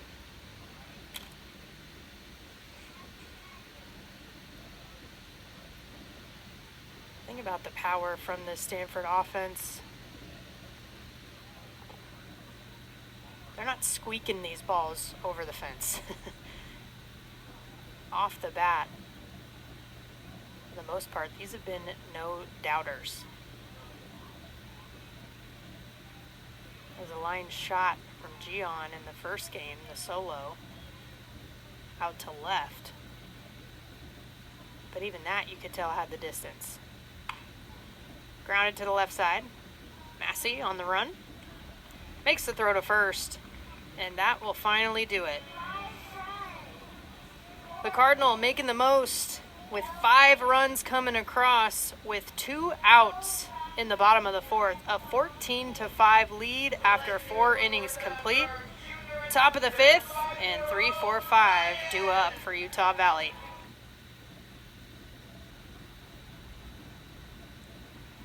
Six home runs on the day, 2 in this ball game for Stanford. The 9-run lead here in the top of the 5th inning as Nick Dugan continues on the hill. Mason Strong leading things off for the Wolverines. Another tough deficit to try to come back from. It was a 17-10 ball game in the first game of the doubleheader. Far cry from the 4-3 final score we saw yesterday in the series opener.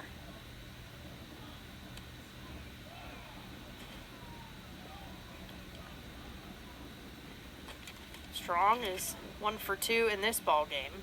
2 RBI single at a key moment. That was in the 3rd inning. It's grounded over to third base. Moran with the strong throw. And the first out is retired.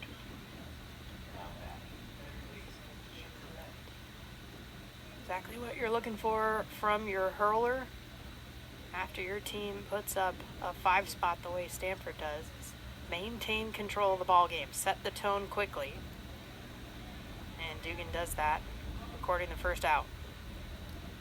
Chipper Beck takes a strike. Beck grounded out to short back in the third inning, but brought a run in. An intelligent out as that is lifted into right field. On the run, on the dive, and the snag is complete. McDonald showing off in right field.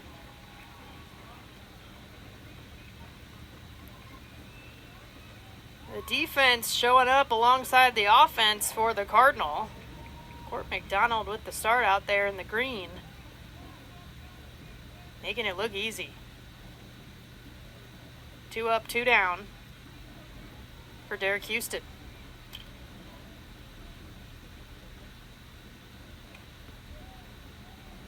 Pitches inside. 1 for 2 with a single and a strikeout.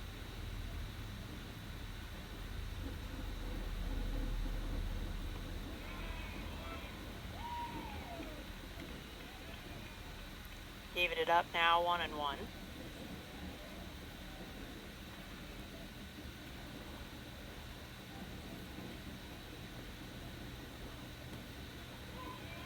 Make it 1-2.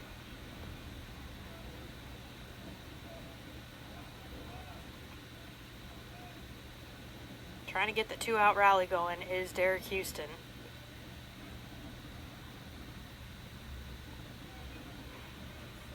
That one's in the dirt.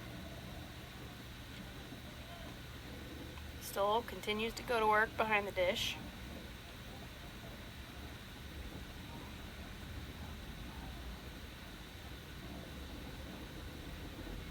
Two balls, 2 strikes, 2 outs.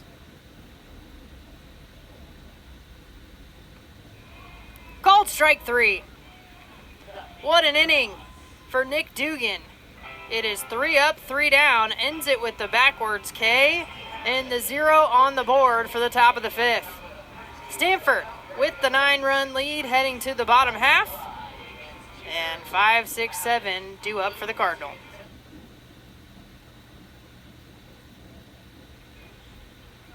The sun nearly set here on the farm. Jimmy Nadai leading things off for the Cardinal, who have the 9-run lead, 14-5 here in the bottom of the 5th. Jacobson, the third pitcher we've seen on the hill for Utah Valley, continues.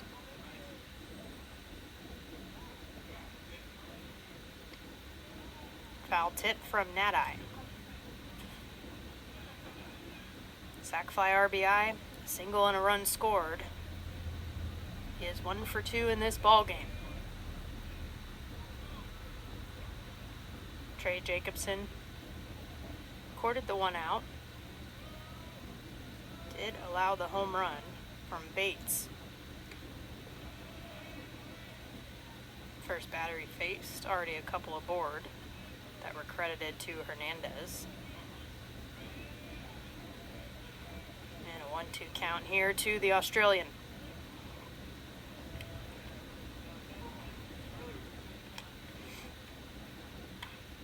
Popped up. A lot of hang time here. Trying to catch it, help himself out, and does so is Jacobson. Anytime a pitcher helps themselves out, that's one of my favorite things to see. And really, Jacobson has the better angle. That is not easy for a catcher to make that play. Houston, capable, no doubt, but a better angle and a better ability to read it from Jacobson. So he'll record out number 1. Eric Gion. Back-to-back RBI singles in his first 2 ABs. 3 ribbies in total. And that is up in the air, just under it, out into center field. Back-to-back important outs as Smith makes the grab. Jacobson with a quick couple of outs here in the bottom of the 5th. that'll bring up one of the hottest bats in the lineup in this one. Pun intended. Ethan Hott. 3 for 3. A couple of singles and a double. Couple of RBIs. Couple of runs scored. A lot of activity in the 7 and 8 spots between him and McDonald in this one. He takes ball 1.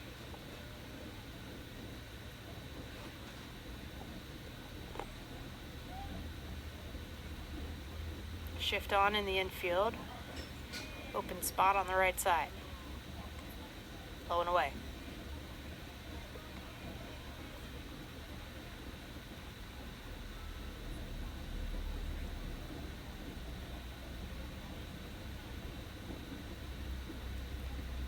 Stanford picked 10th in the preseason poll in the ACC after taking 13th in the regular season last year in the first run in the new conference after the realignment.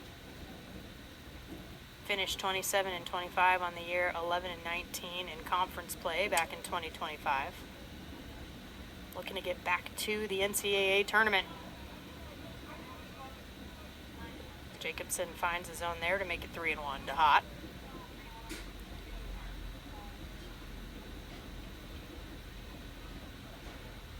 .35 regionals the Stanford team has played in. And there is another walk drawn. And for Ethan Hott, his 4th time reaching in this ball game. The inning continues.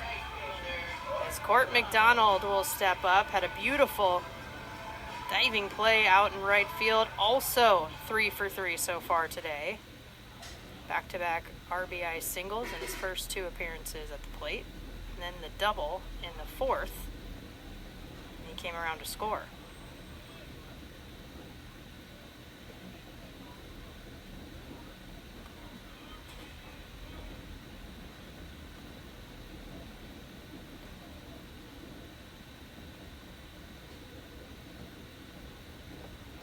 Those RBIs he brought in the first couple of innings. His first on the season.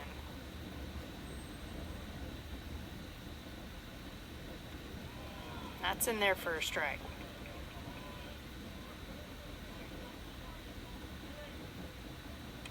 Donald, senior out of Arlington, Texas.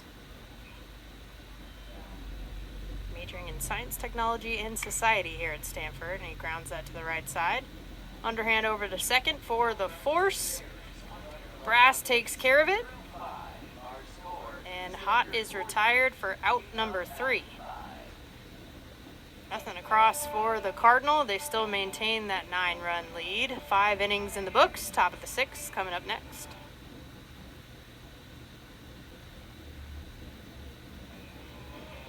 Night descends on Sunken Diamond.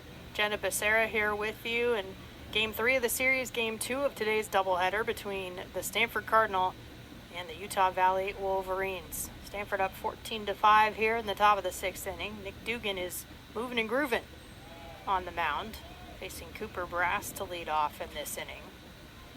First pitch misses for ball 1. Dugan's got 3 innings pitched under his belt. Tough start. Nearly went all the way around the batting order.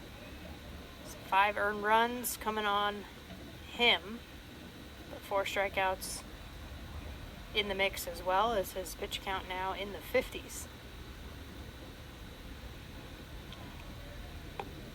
Brass 0 for 2, grounded into a double play and struck out looking. This time takes it long into the outfield on his horse, just outside his reach. Hott trying to make a play, but Brass utilizing the wheels to get all the way around to third base, standing up. And the triple for Cooper Brass. Not a bad way to get your first hit of the ball game. Some life from the Wolverines.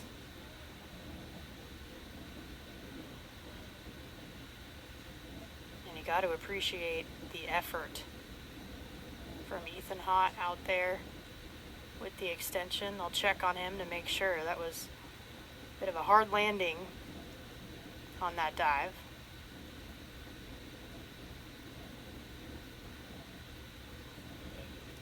And you are the last line of defense as the outfield position.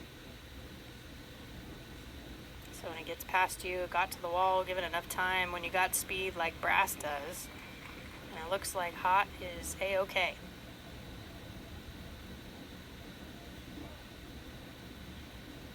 Cardinal right now trying to beat this Utah Valley team the third time in a row. First time these two teams have ever met in program history on either side. Stanford taking the first two. 4-3 on the walk-off and 17-10 earlier today. First pitch to Trenton Rowan misses for ball one.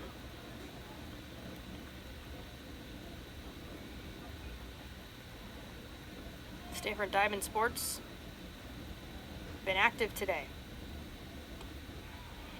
There's a swinging strike. Stanford softball out in Chapel Hill secured the sweep over the Tar Heels. A nail biter. Freshman Anna Brewer getting the strikeout, looking to end it 15-12 in Game 3. It's lined into the outfield. Plenty of time for Brass to come across, and the RBI single from Trenton Rowan. Run number 6 coming across, and they've cut the deficit to 8.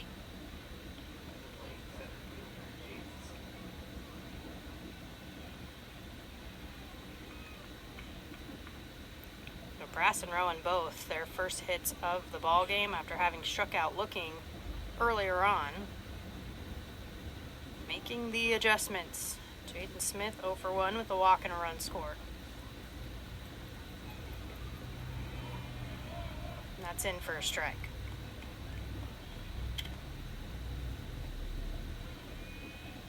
And Stanford softball now after that sweep. 8-4 in ACC play. Held on it, but a called strike regardless. A quick 0-2. Baseball side 1-5 so far in ACC play, but hoping to build from confidence in this series. They've already taken the first two. Should they take this Game 3 and hang on to it, they will have decidedly taken the 4-game series.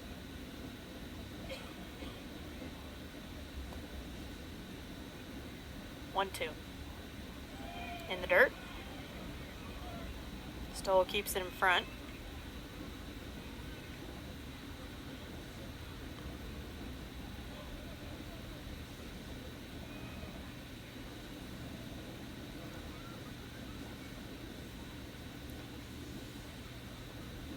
Smith led the WAC conference with a .396 batting average last year. .504 on base percentage as the count's now full.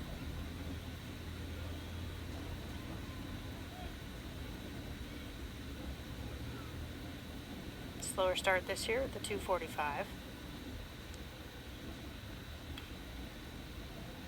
That's fouled. Once again, staying alive.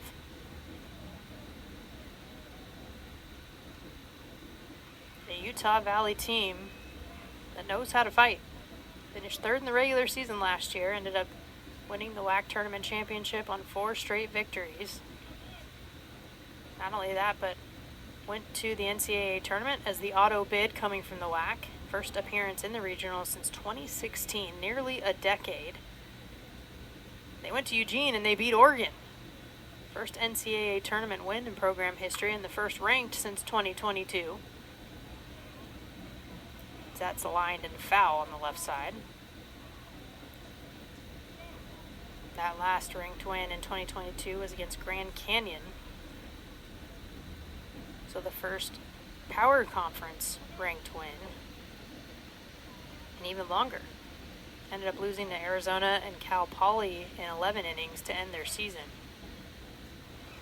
But a great run from the Wolverines. Smith continues to battle. Strong was highlighting the team with the all-region honoree on the second team.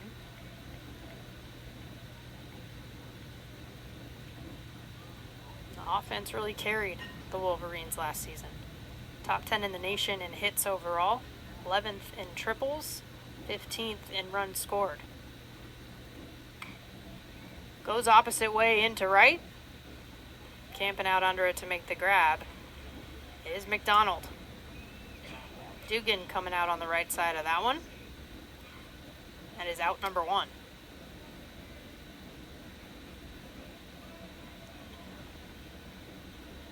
Double-digit statistical categories that the Wolverines led the WAC in last season. Those hits and runs numbers I mentioned included, but the entire slash line, 304, 495, 413, 83 home runs, 124 doubles, 483 RBIs, 301 walks, 127 hit by pitch, 119 stolen bases. But then on the other side, the pitchers had a program record 494 strikeouts and a program low 288 opposing batting average. So when you got things working on both sides of the ball, no wonder you make a run. And even count 1-1 here to DJ Massey. Bunt single on the walk, 2 runs scored. In the dirt. Stole once again. On the hop.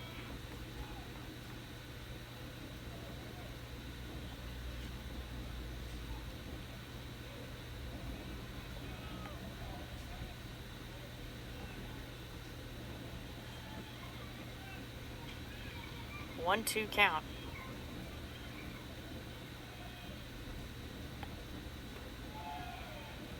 That one sinks out of the zone. Make it 2-2.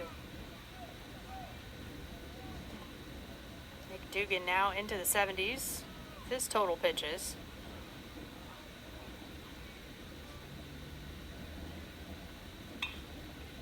Right through the 3-4 hole on the right side. Nice piece of hitting from DJ Massey in the 9 spot, his second single of the game.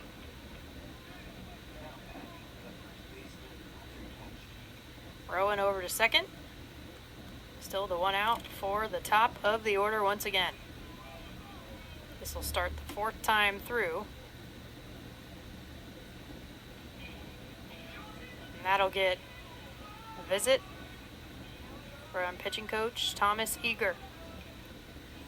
Kathy Wolf, assistant, an endowed position.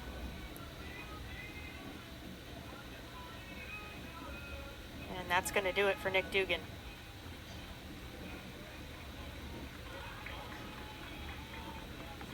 Solid amount of innings. We went over 3. 6 hits, 6 runs, 4 strikeouts, 3 walks. 74 pitches thrown in his outing in relief for the starter Sam Garwal, who had a solid couple of innings to start. We will take a break as number 46, Andrew Shaw, the freshman, gets going with his warm-up pitches, and we'll be back in a couple minutes.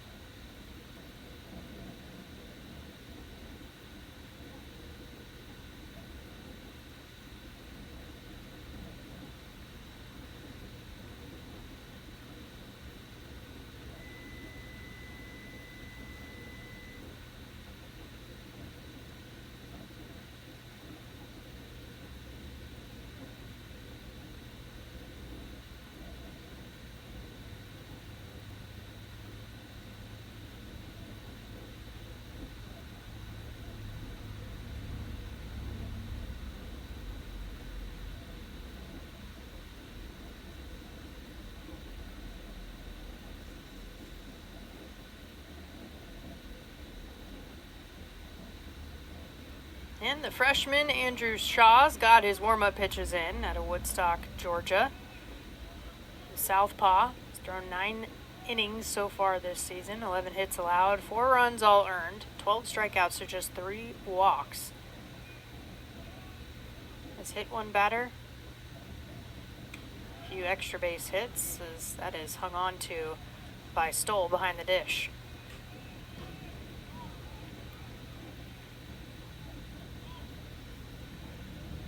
Inherits a couple of runners aboard. Rowan still at second with Massey at first. Katchke swings through that pitch to make it 1-1.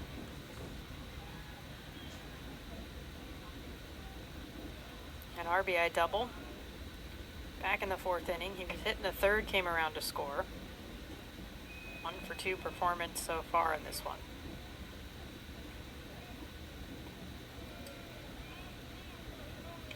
Yeah, tunnels too far in to make it 2-1.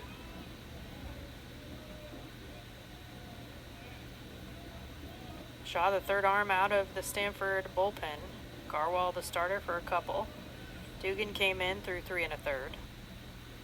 Now here in the 6th.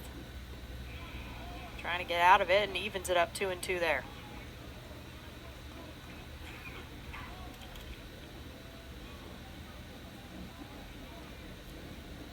Cardinal pitching staff came into today with 189 strikeouts on the year, averaging 9.45 Ks per game. Stoll keeps it in front. Well done.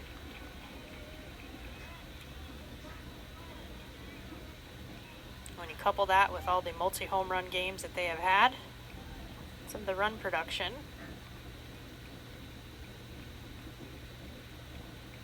good things could still happen despite the 9-12 record right now. They're trying to get to double-digit wins. That's grounded over the head of Shaw. No play for Bates as he comes in on the run. That'll work if you're Utah Valley. You'll take it. Katchke finds himself aboard. Bases now loaded.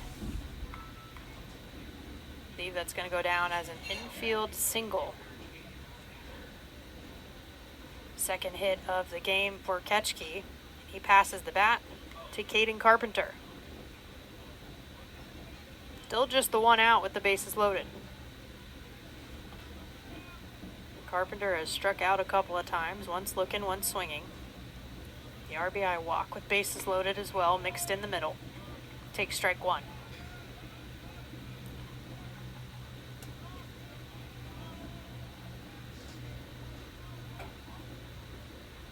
Perfect game preseason watch list for the WAC. Carpenter listed as an outfielder. Takes strike 2. Also named the top transfer in the WAC by Baseball America, making his way from Utah.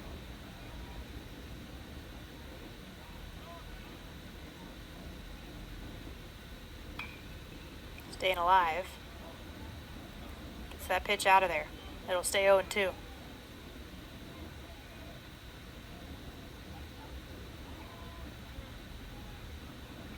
Carpenter 1 for 4 to kick off the series opener. Trying to protect here, game 3. Lines it out to right field. Will it stay fair? No, it doesn't. Couple feet foul down the right field line.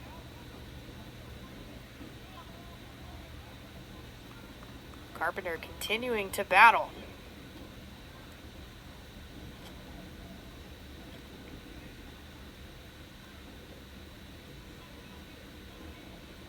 Two hits so far in the series. 3-run shot in the 2nd inning.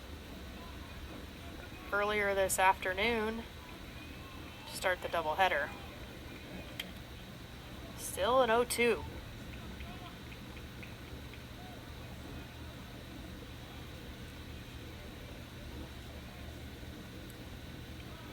That's a wild pitch that gets away.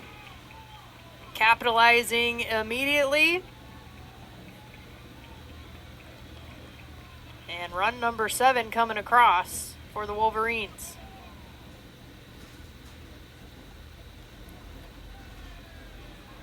Rowan, after the RBI single, will come around to score. Everyone advances. Massey over to third. Ketchke over to second.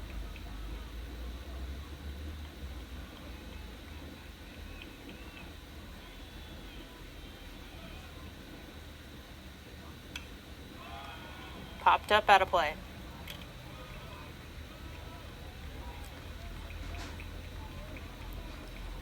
The fight continues from this Utah Valley squad, led by head coach Nate Rasmussen in his second season.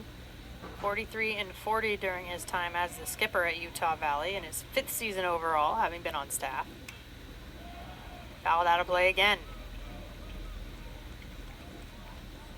Named the head coach in July 2024. Signed an extension in 2025 to take him through the 2029 season. Was named the D1 Baseball Top 100 Assistant Coaches AD Should Know back in 2023 while on staff with the Wolverines. That's low and away. And back in 2023, 34 wins on the season for the Wolverines. That was the best turnaround in the nation in terms of winning percentage after going 10-47 back in 2022. Rasmussen helped lead that. That's going to get past as well. Base running continues to take advantage. Going to try to bring a second one across. Tag laid down, not in time. So Massey comes around to score, but no hesitation from Ketchke. And a couple of more come across. 9 runs. And the deficit cut down to 5. Crooked numbers galore in this ball game. 4 so far here in the top of the 6th. Base is clear now, still just the 1 out. Tough on wild pitches. Right back up the gut.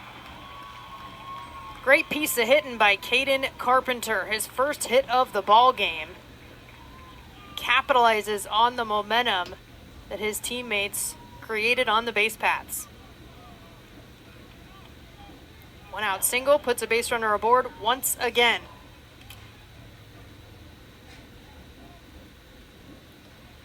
Mason Strong. 2 RBIs, single back in the 3rd. He's 1 for 3 today. Did reach on the error back in the 1st as well.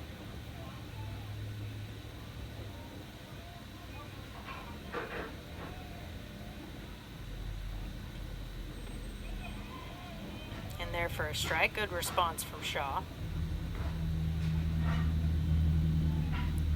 Strong has gone yard today. He's also on the preseason watch list in the WAC from Perfect Game, one of 4 Wolverines.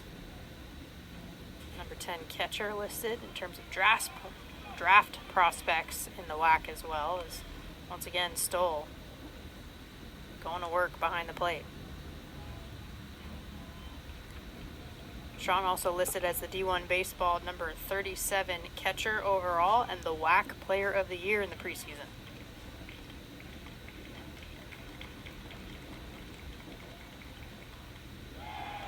He holds. It's 2-1.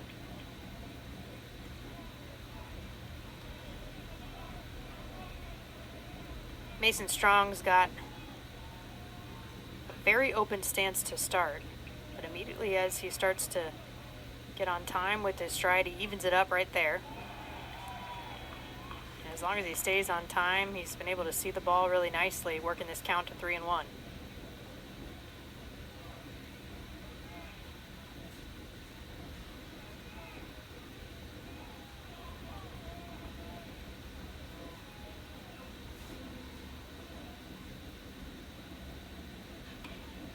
Popped up, foul territory, drifting towards out of play, but it'll stay in by the on-deck circle.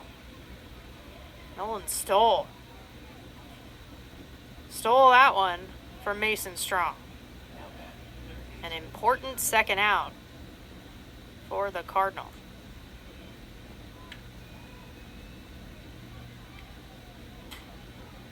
Carpenter stays put over at first. It's 2 away with Chipper Beck. 0 for 3, brought in a run on the ground out back in the third, has flown out twice.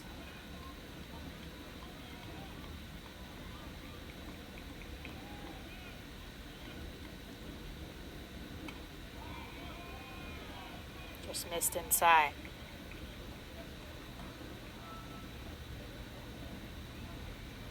Reigning WAC tournament champions picked second in the preseason poll in the conference, just behind Abilene Christian, who they beat twice in the tournament last year to take it.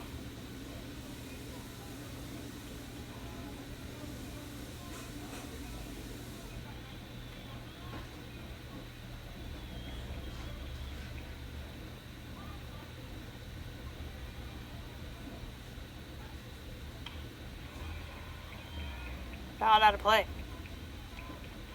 Stanford, one of 4 Power 4 conference opponents on the schedule for the regular season for Utah Valley.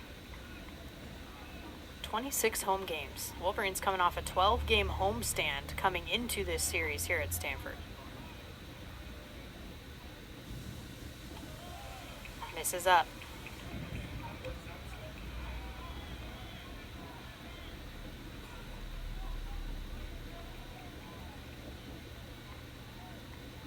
And 11 on the season overall. Utah Valley putting up a fight here. That's hit hard over to third base. Moran, plenty of time. Long throw to first, gets it done. Nearly batting around and bringing 4 runs across. Utah Valley still in this one. They trail by 5. Stanford with 14, trying to add to it as we head to the bottom of the 6th inning. It is 9-1-2 due up.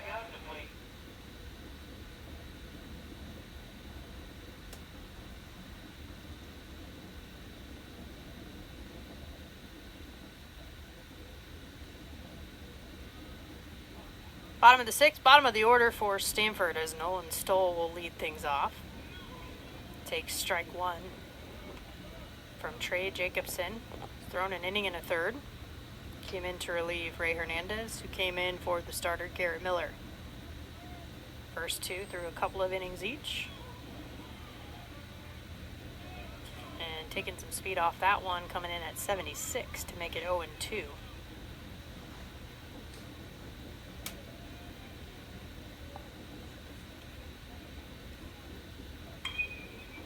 0-2 pitch is lifted into the outfield. Calling everyone off to make the catch is Smith. 1 away.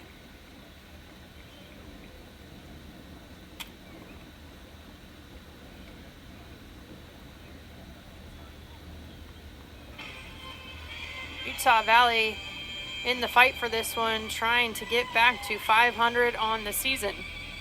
Came in today 10-10, now 10-11 after dropping the opener of today's doubleheader. And that may be it for Trey Jacobson today.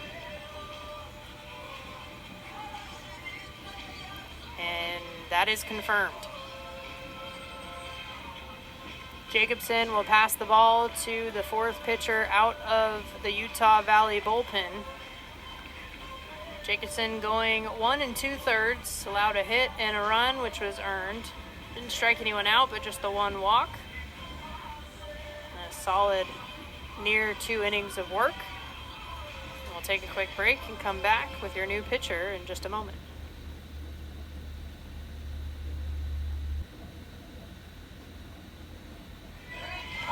Number 41, Chance Wallace coming in on the mound for Utah Valley, and what a time to do it. Top of the order here, 1 out, with Rentaro Sasaki stepping back in. 0 for 3 and then intentionally walked. First pitch low and in.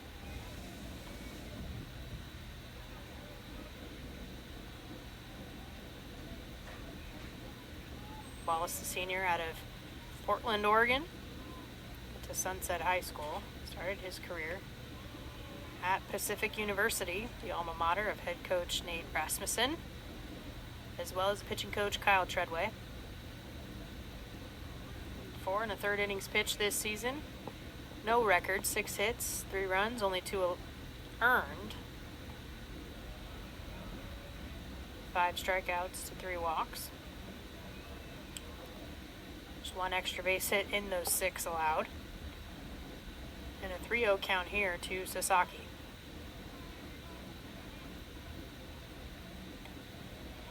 There's the strike.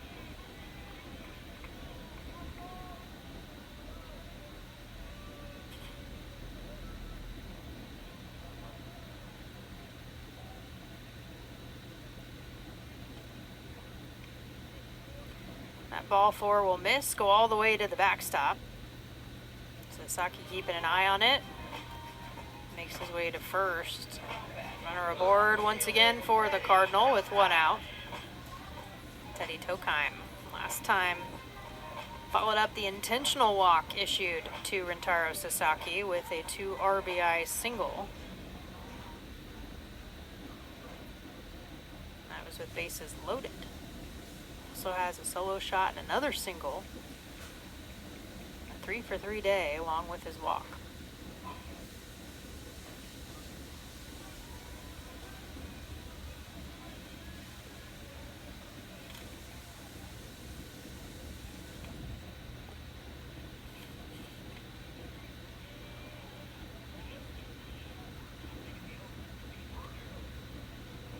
Misses.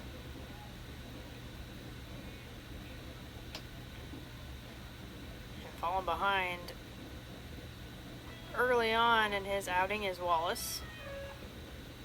Of course, the walk issued to Sasaki.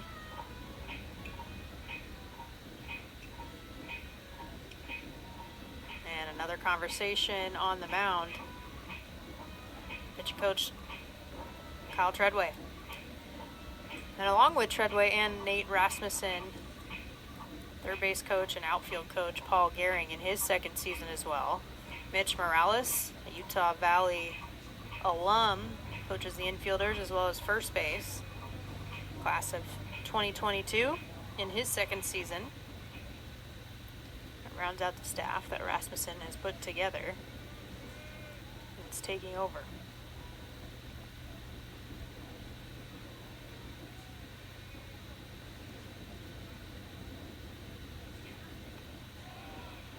And the conversation worked. It's the first pitch after the conference is in for a strike.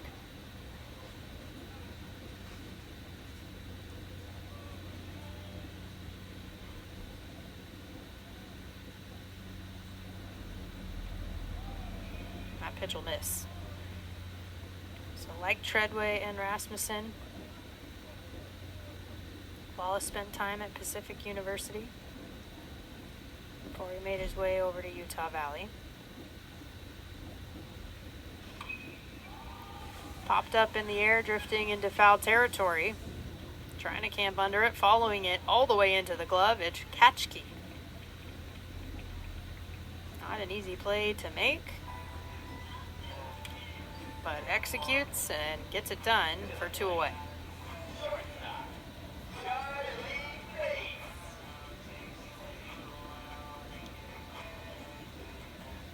Rasmussen, not only an alum from Pacific University, but spent time on staff from 2012 to 2016 as the associate head coach and recruiting coordinator. Also the head coach for the JV squad.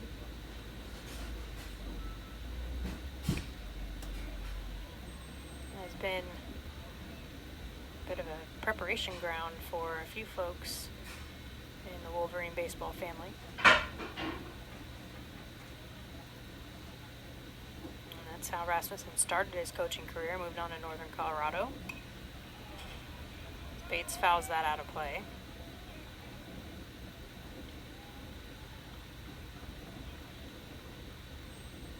Then he went on to the Minnesota Twins in the minor league ranks as a hitting coach. Gulf Coast League Twins, Fort Myers Mighty Muscles. Spent time with those squads before going to Utah Valley. On staff for 3 years before taking over as the head coach. Recruiting coordinator during those 3 years. elevated to associate head coach ahead of the 2024 season, for the ultimate promotion to head coach for 2025. A 1-2 here to Charlie Bates. 3-run home run last time up, and that wild pitch goes wide.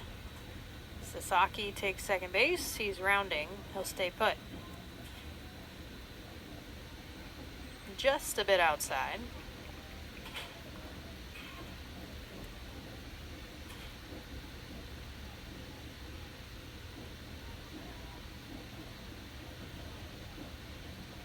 Two balls, two strikes. 2 outs.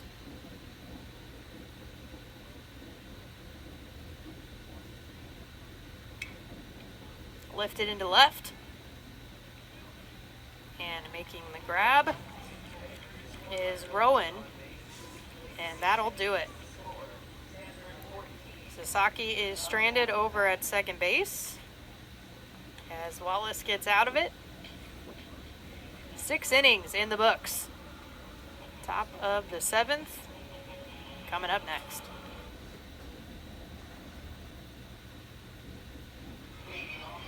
Fourth Cardinal pitcher on the mound now as Cohen Gomez, number 45, gets things going here in the top of the 7th. Sophomore at Anaheim Hills, California. Facing Derek Houston to start. Does so with a strike. Gomez 2-0 on the year, 14 2/3 innings pitched, 17 hits allowed, 12 runs all earned. So he jumps ahead quickly. 19 Ks to 8 base on balls so far this year.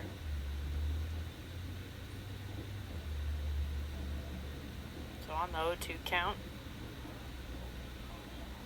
trying to have a conversation here. Talked about that staff for Utah Valley.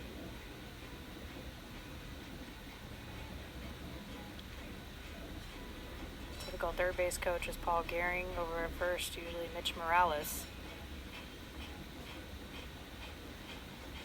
Also have another alum on staff from the class of 2025 at Utah Valley, Joey Harmon, the director of hitting analytics. Also transferred from Pacific University after 4 years. 29 appearances last year. Ended up 4th in terms of batting average against in the program and 3rd in whip. And it's a 3-pitch strikeout to start the appearance for Gomez. Solid start. As Gomez working with 1 out now here in the top of the 7th.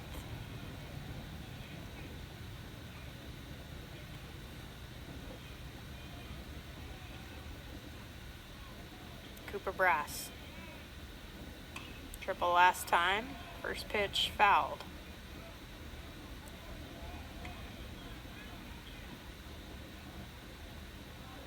Gomez also a science, technology, and society major here at Stanford. Of course, when I played on the softball team here, we called that triple majoring, just for fun. But what it is a program at Stanford where you can somewhat build your degree towards what your interests are. It's meant to be a little bit more multidisciplinary, so you can either get a Bachelor of Arts or a Bachelor of Science, depending on what your track is. But the intersection of science, technology, and society relevant no matter what track you take. Whether it be techie, as we used to call it, math and sciences, or more fuzzy with the arts and humanities. Check swing, 2-2. Gomez seeming to have these Wolverine hitters a bit off balance.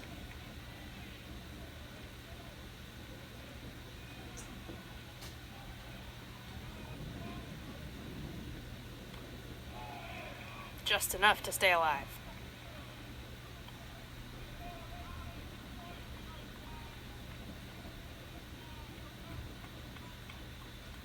course, David Esker during his time was an economics major, his master's in sociology. Not a bad way to do it either. Picked up by Stoll. I have a program here at Stanford that you can apply to essentially start your graduate degree a little bit early while you're still finishing your undergrads, called a co-terminal degree. You can basically get your master's just adding 1 5th year. And the ball 4 there, the payoff going in favor of Cooper Brass.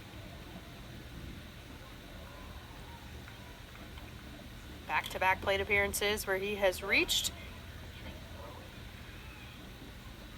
And 1 on with 1 out for Trenton Rowan.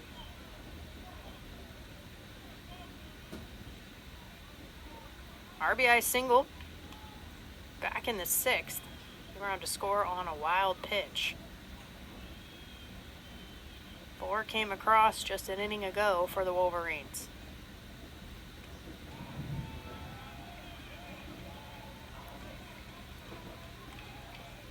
A 1-0 count early here to Rowan.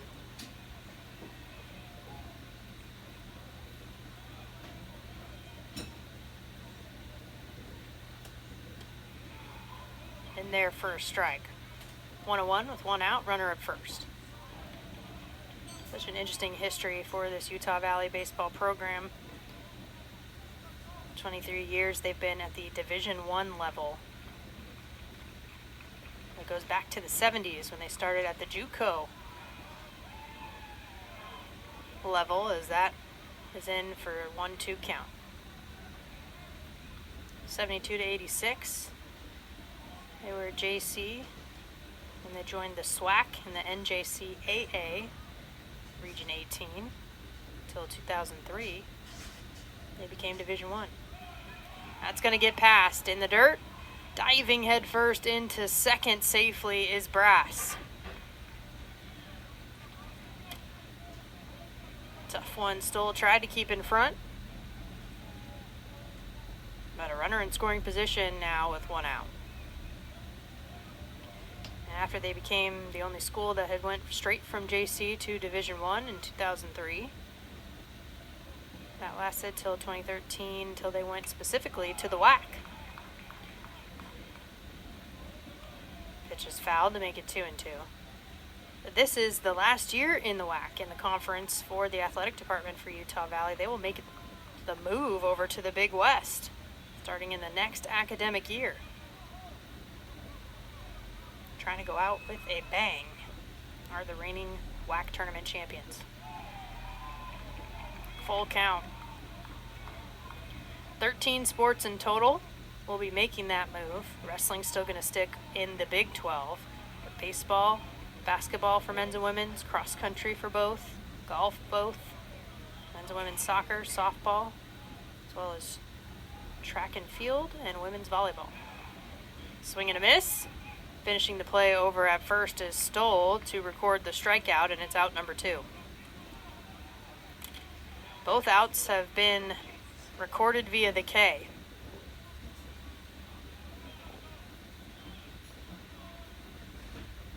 So 2 away.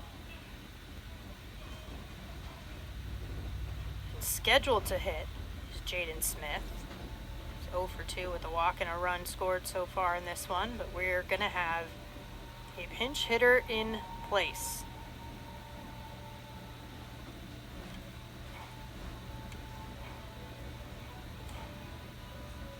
And it looks like it's going to be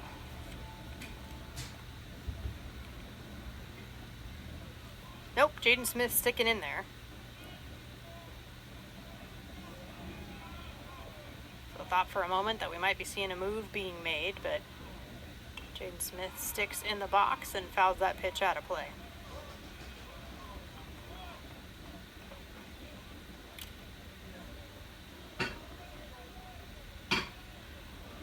Smith hitting .241 on the season.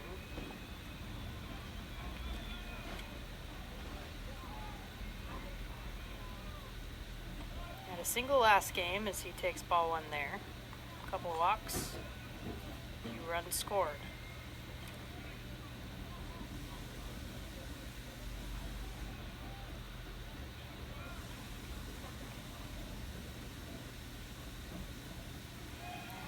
wickets, pass through the wickets, all the way back to the backstop. And Brass will advance over to third base.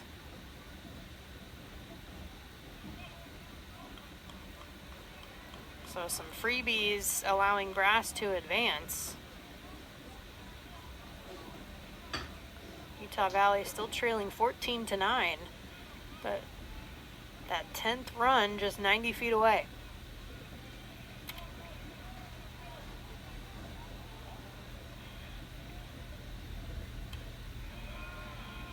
Pitch is fouled. 2-2 with 2 outs. And when Utah Valley makes that move to the Big West, they will be the biggest institution in the conference. Nearly 47,000 students in the population. Called strike 3. Turn that K around. Gomez strands a runner.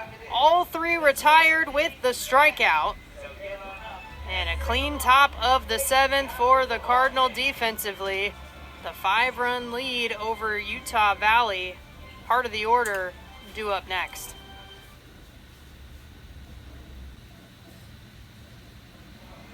Seventh inning stretch is complete here at Sunken Diamond. Jenna Becerra here with you on the call. And a doubleheader today for games 2 and 3 of the series with the Stanford Cardinal and the Utah Valley Wolverines. J.J. Moran, the number 4 hitter, leading off. He'll take ball 1 outside. He's got a single and a walk. Has scored a couple of times. Hit a grand slam and an RBI, 2 RBI single earlier today.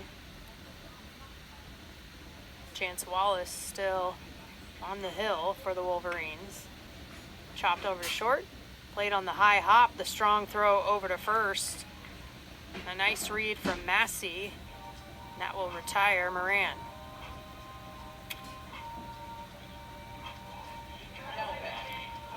"14 runs on 15 hits so far for the Cardinal. And Jimmy Natai has one of those RBIs as well as one of the singles and a run scored. All of that came in the first couple of innings. He has since lined out and flown out. Actually flown out and popped up over to first base. And he swings through strike 1 there.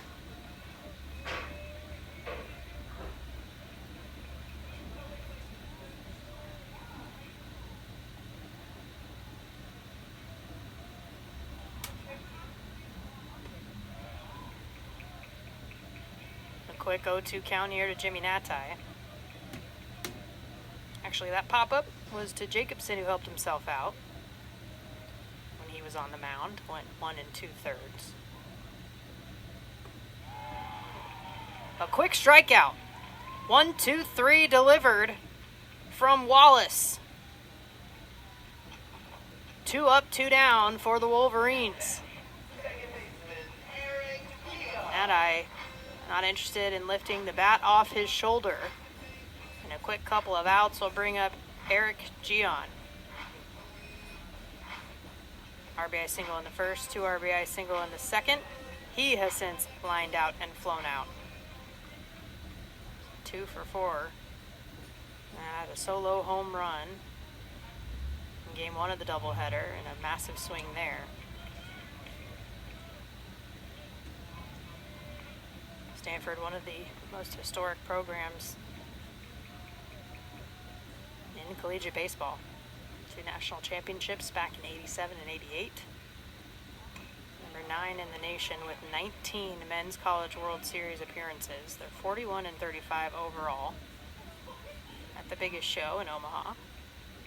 14 super regionals, 35 regionals, 165 and 90 overall in the postseason. And on the way to that, 21 conference championships.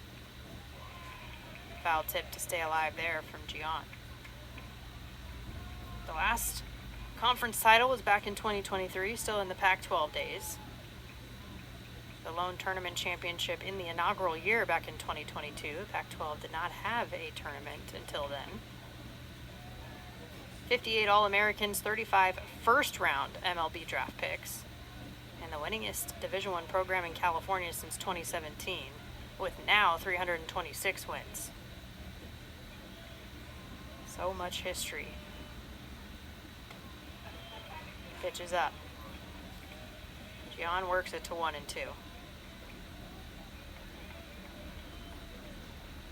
ACC, a strong conference to join. Second year in the conference for the Cardinal. Had at least one team in the last 19 World Series. That pitch misses in.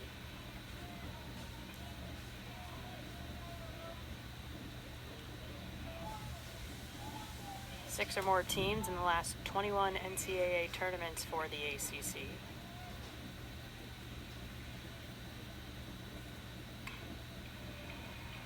Staying alive. And the foul ball out of play.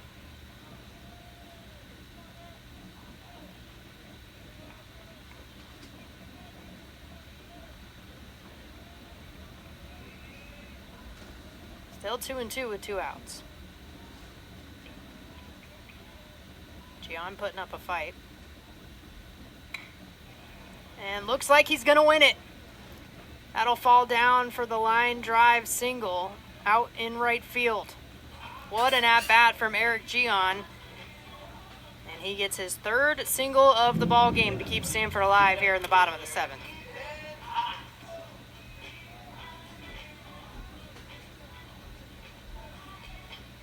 And Ethan Hott. 3 for 3 with a walk. RBI single, RBI double. Another single with a couple of runs scored. 350 average. Take that pitch for a ball.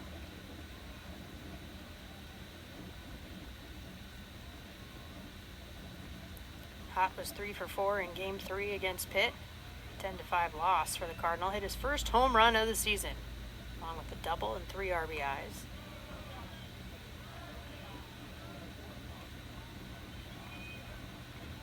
That was here at Sunken Diamond, in the midst of an 8-game homestand for the Cardinal. 2-0 count to Hott. That's lined out into left center. That'll fall. It goes all the way to the wall, and they will wave around run number 15 as Gian comes in to score on the RBI double from Ethan Stay Hot. 2 singles, 2 doubles, 3 RBIs in the ball game. Got to give credit to Gian wheeling around all the way from first base to come around to score. Stanford scoreless in the last couple of times up. Able to redirect a little bit here in the bottom of the 7th. Been productive with 2 outs. Hott's now at second for Court McDonald.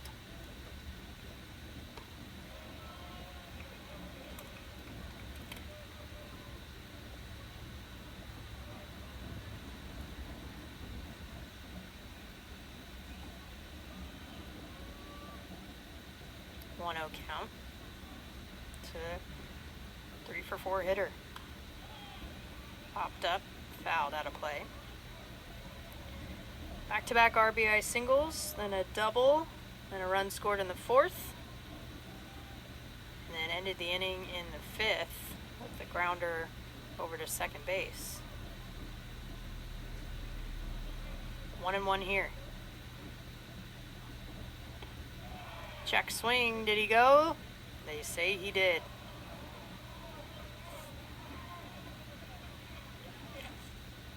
Asking for help behind the plate. Getting the assist over at third. There's Jose Matamoros, Chris Engstrand, respectively. Well out.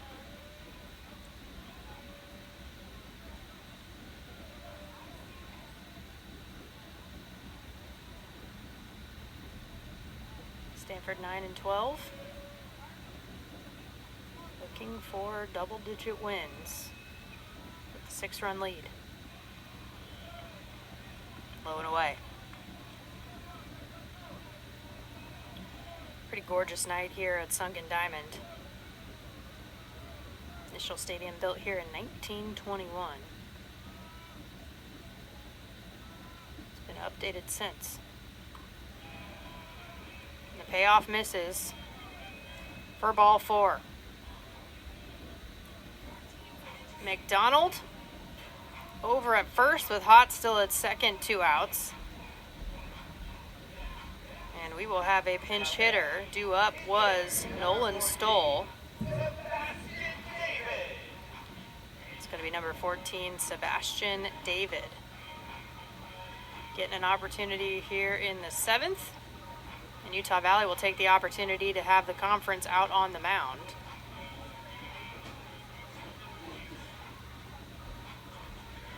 We have seen 4 pitchers already from the Wolverines.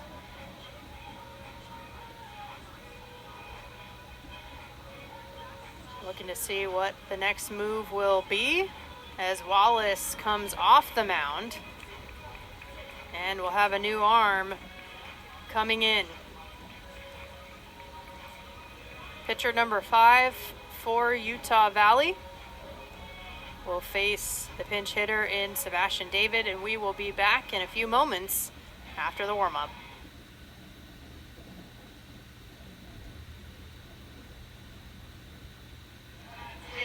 Back at it here at Sunken Diamond, still bottom of the 7th with 2 outs. Runner over at second and first for the pinch hitter Sebastian David for Stanford, going up against the new pitcher on the mound. That first pitch is picked by Houston behind the plate. Jacob Beltran, the senior out of Phoenix, Arizona. Started at Southern Mountain Junior College. On his path to Utah Valley.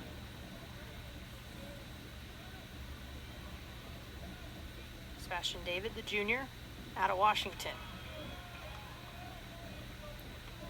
He's had 3 at-bats so far this season. This is his 4th appearance in a ball game this year to Lakeside High School in Medina,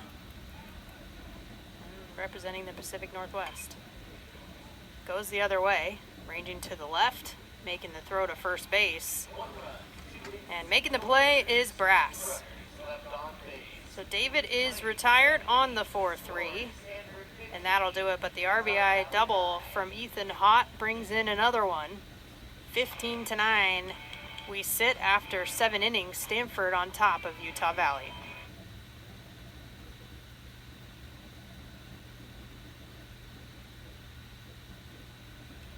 (9-1-2) due up here in the 8th inning.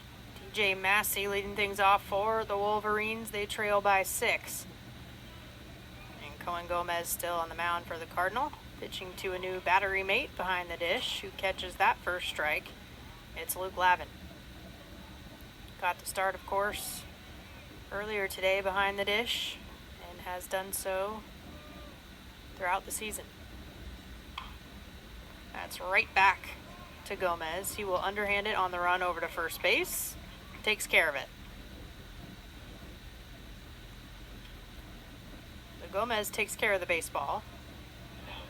Stanford finds themselves 5 outs away from securing the series and the 3rd straight victory over Utah Valley. Top of the order, though, here with Hunter Ketchke. Double and a single in this. Scored twice. Has an RBI. Too far inside.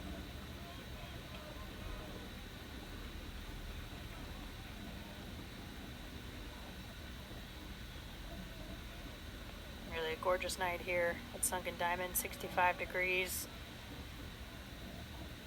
Doesn't get much better. We're playing the nightcap of a doubleheader. Gomez evens it up 1-1. Of course, the UCCU ballpark that Utah Valley's used to playing in, they have a 5,000 person capacity. Ketchke fouls that one off.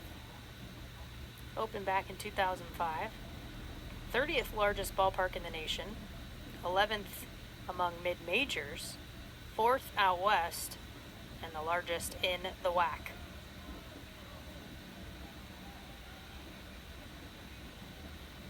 No wonder they enjoy playing at home. 26 home games on the regular season slate coming into the 2026 season. 26 for 2026. Grounded over to second. And a quick throw from Gian. That'll do it. Back-to-back groundouts. And the efficiency continues for Gomez. 3 strikeouts. Back in the 7th. Allowed the walk, but has otherwise only faced 1 above the minimum.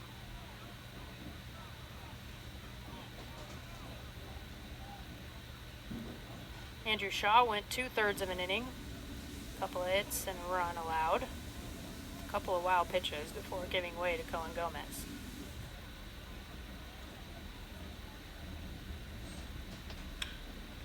Caden Carpenter grounds that to the right side, just foul of the first baseline. Sasaki ready to take it himself. He's playing well behind first base on the lip of the grass, hugging the line as the lefty Carpenter works an 0-1 count. Total shift in the infield as the third baseman Moran playing really more a straight up shortstop. It's wide open down the third base line and an 0-2 count, giving control to Gomez.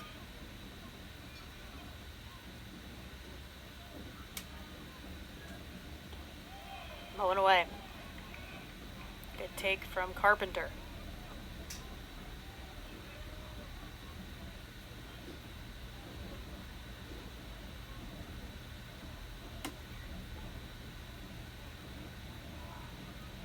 One and 2.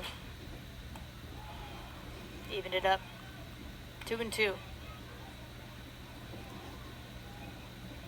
On the national scene, no teams out of the WAC currently ranked in the D1 baseball poll. 7 ACC teams, on the other hand, make it in the top 25. Popped up high in the sky into the darkness. Sasaki coming over to make the catch in foul territory.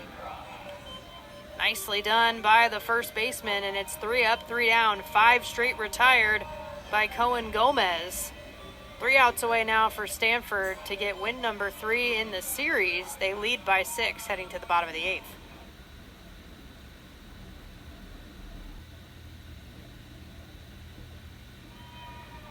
Bottom of the 8th yields the top of the order with Rintaro Sasaki stepping up. 0 for 3, couple of flyouts and a ground out. Back-to-back walks, and this one's in the air on the left side. The shift was on, so trying to make the catch himself was Beltran coming off the mound. And it looked like it was in foul territory, and that is confirmed by the umpiring crew. And that's tough when you have the shift on like that. I mean, Beck playing really more of a shortstop position. Massey pulled way over to the other side of second base. Brass in the grass out in right field. Ketchke hugging the line on the lip of the grass over at first. So a lot of space on that left side like we talked about. Beltran a little frustrated with himself, but another life for Sasaki.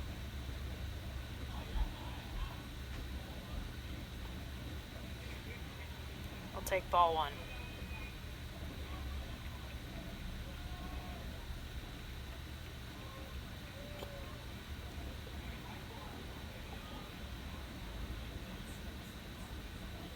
One count.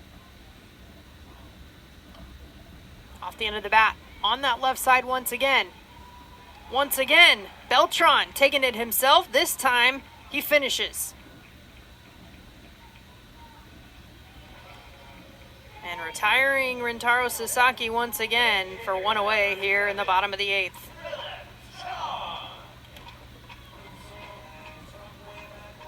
Stepping in to hit for Teddy Tokheim, who was due up and who has 3 hits in this one. It's going to be Philip Chong, pitch hitter. Saw him appear for Ethan Hott earlier in game 1, back in the 8th. He grounded out to short, and a hesitant swing there for strike 1.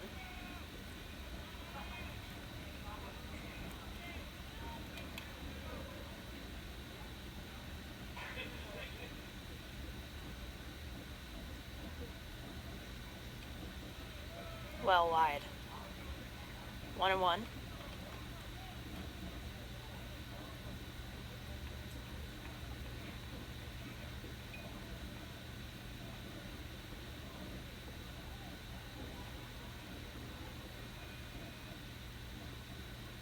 Still the 1 out. Foul out of play.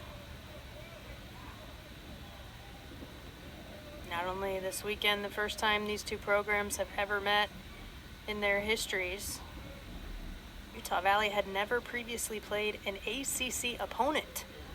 They had played against Cal in the past, but that was when they were part of the Pac-12, prior to the conference realignment.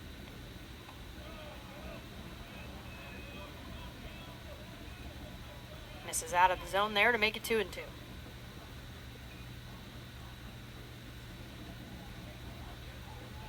Quite a bit of growth for this program over the years.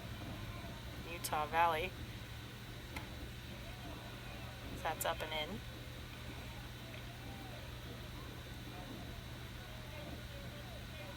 Building up that history at the Division I level.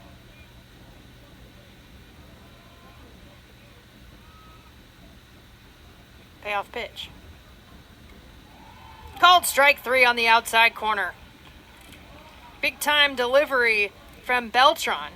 He'll take care of both of the first outs here in the bottom of the 8th. First, the ground out, and a strike over to first, and then the strike out of the backwards K variety.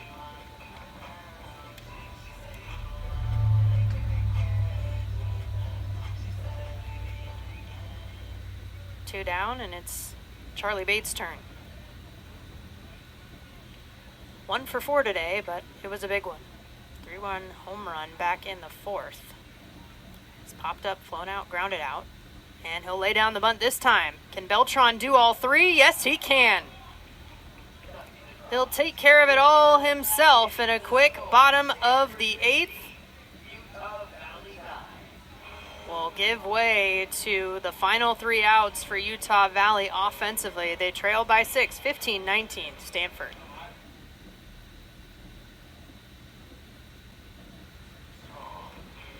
Stanford 3 outs away from sealing the deal on the 3rd straight victory against Utah Valley. The 4th game of the 4-game series will be tomorrow at 12:05 p.m. local to finish things up. This series being played Saturday, Sunday, Monday because Stanford had finals week. They're on the quarter system this past week, finishing up on Friday.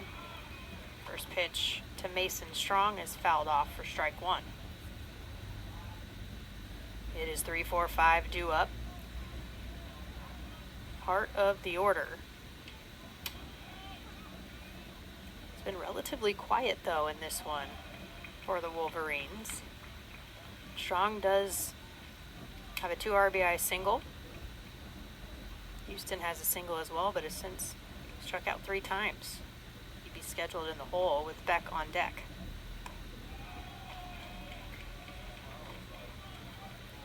Talked about the history for both of these programs.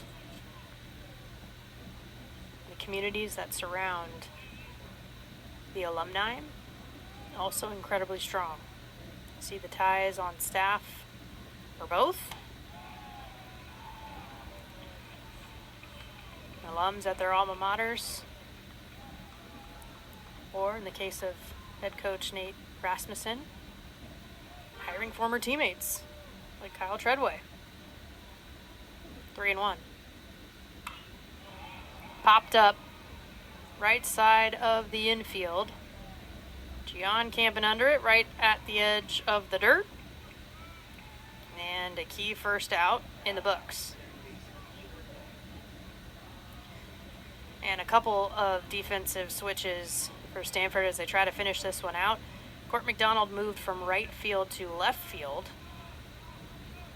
And Chong stayed in after the pinch hit opportunity for Tokheim, and he'll be in right field. Big swing from Chipper Beck. Cool thing for Stanford baseball in terms of their history, back-to-back years of having an inductee into the Stanford Athletics Hall of Fame. A 1-1 count now to Beck. This past year in 2025 in the fall, Ryan Garko became the 50th baseball inductee in program history. That's fouled out of play. Garko followed Carlos Quinton in 2024. Both had been to multiple Men's College World Series. Garko, the Johnny Bench Award winner during his time, an All-American, Pac-10 at the time, Player of the Year. Quinton, a two-time All-American himself, Pac-12 Freshman of the Year, and a strikeout for out number 2. Gomez is humming. And Stanford is 1 out away from securing the series against Utah Valley. Both Garko and Quinton, by the way, played multiple years in the MLB.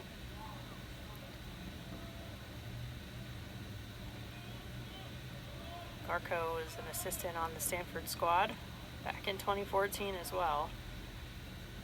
And you love to see them back on campus.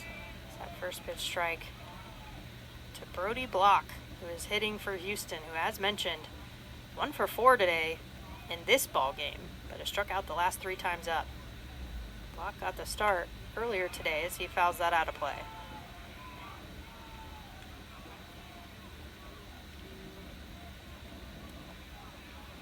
Had a chance to hear Ryan Garko's speech at the Hall of Fame ceremony.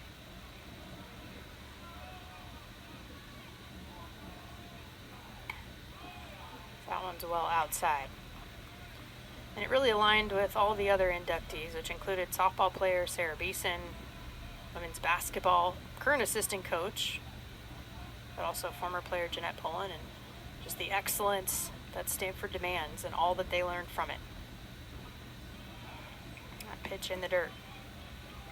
That's across the board in the athletic department here at Stanford, really academically as well, but 49 straight years with at least one team national championship for this athletic department. Some recent individual national champions, as recent as yesterday. Aiden Valencia, 149 pounds for wrestling, as that's lined into center field, and the Wolverines aren't done yet. A 2-out single from the pinch hitter in Block. And Utah Valley stays alive.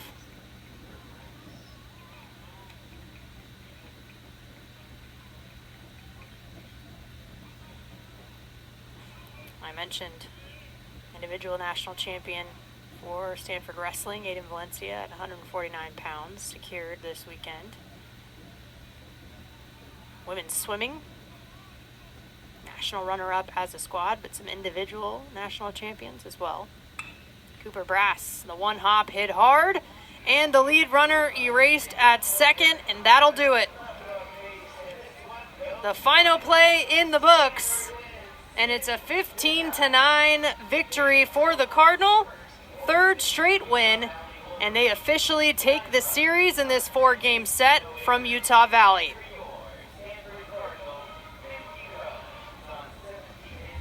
"15 runs on 17 hits and 1 error today in this Game 2 of the doubleheader. 9 runs on 10 hits, no errors for Utah Valley, and the Cardinal end up on top. They improve to 10-12 on the season. Double-digit victories now for Stanford. Utah Valley falls to 10-12 on the season thus far. And the Cardinal were carried by the offense today. 30 hits between the two games in the doubleheader, and some solid pitching performances. Kettleson with 4+ innings last time around. Cassius Thomas finishing it. And then here in this one, a solid end by Gomez to seal this one and put it away. So a fun first 3 games and a fun doubleheader here today. And a Sunday run day for the kids that stuck around. It's a school night, but you get to run the bases after this one. And game 4 coming up. Can Stanford bust out the brooms, or will Utah Valley steal one and punch back tomorrow? We'll find out. First pitch set for 12:05 p.m. Pacific. And the Monday finale coming up next. For all of you who joined us today, either tonight or for both in the doubleheader, thank you. We appreciate it, and on behalf of our entire crew, I'm Jenna Becerra saying so long from Stanford. Another victory for the Cardinal. It's 3 straight, 15-9 over Utah Valley.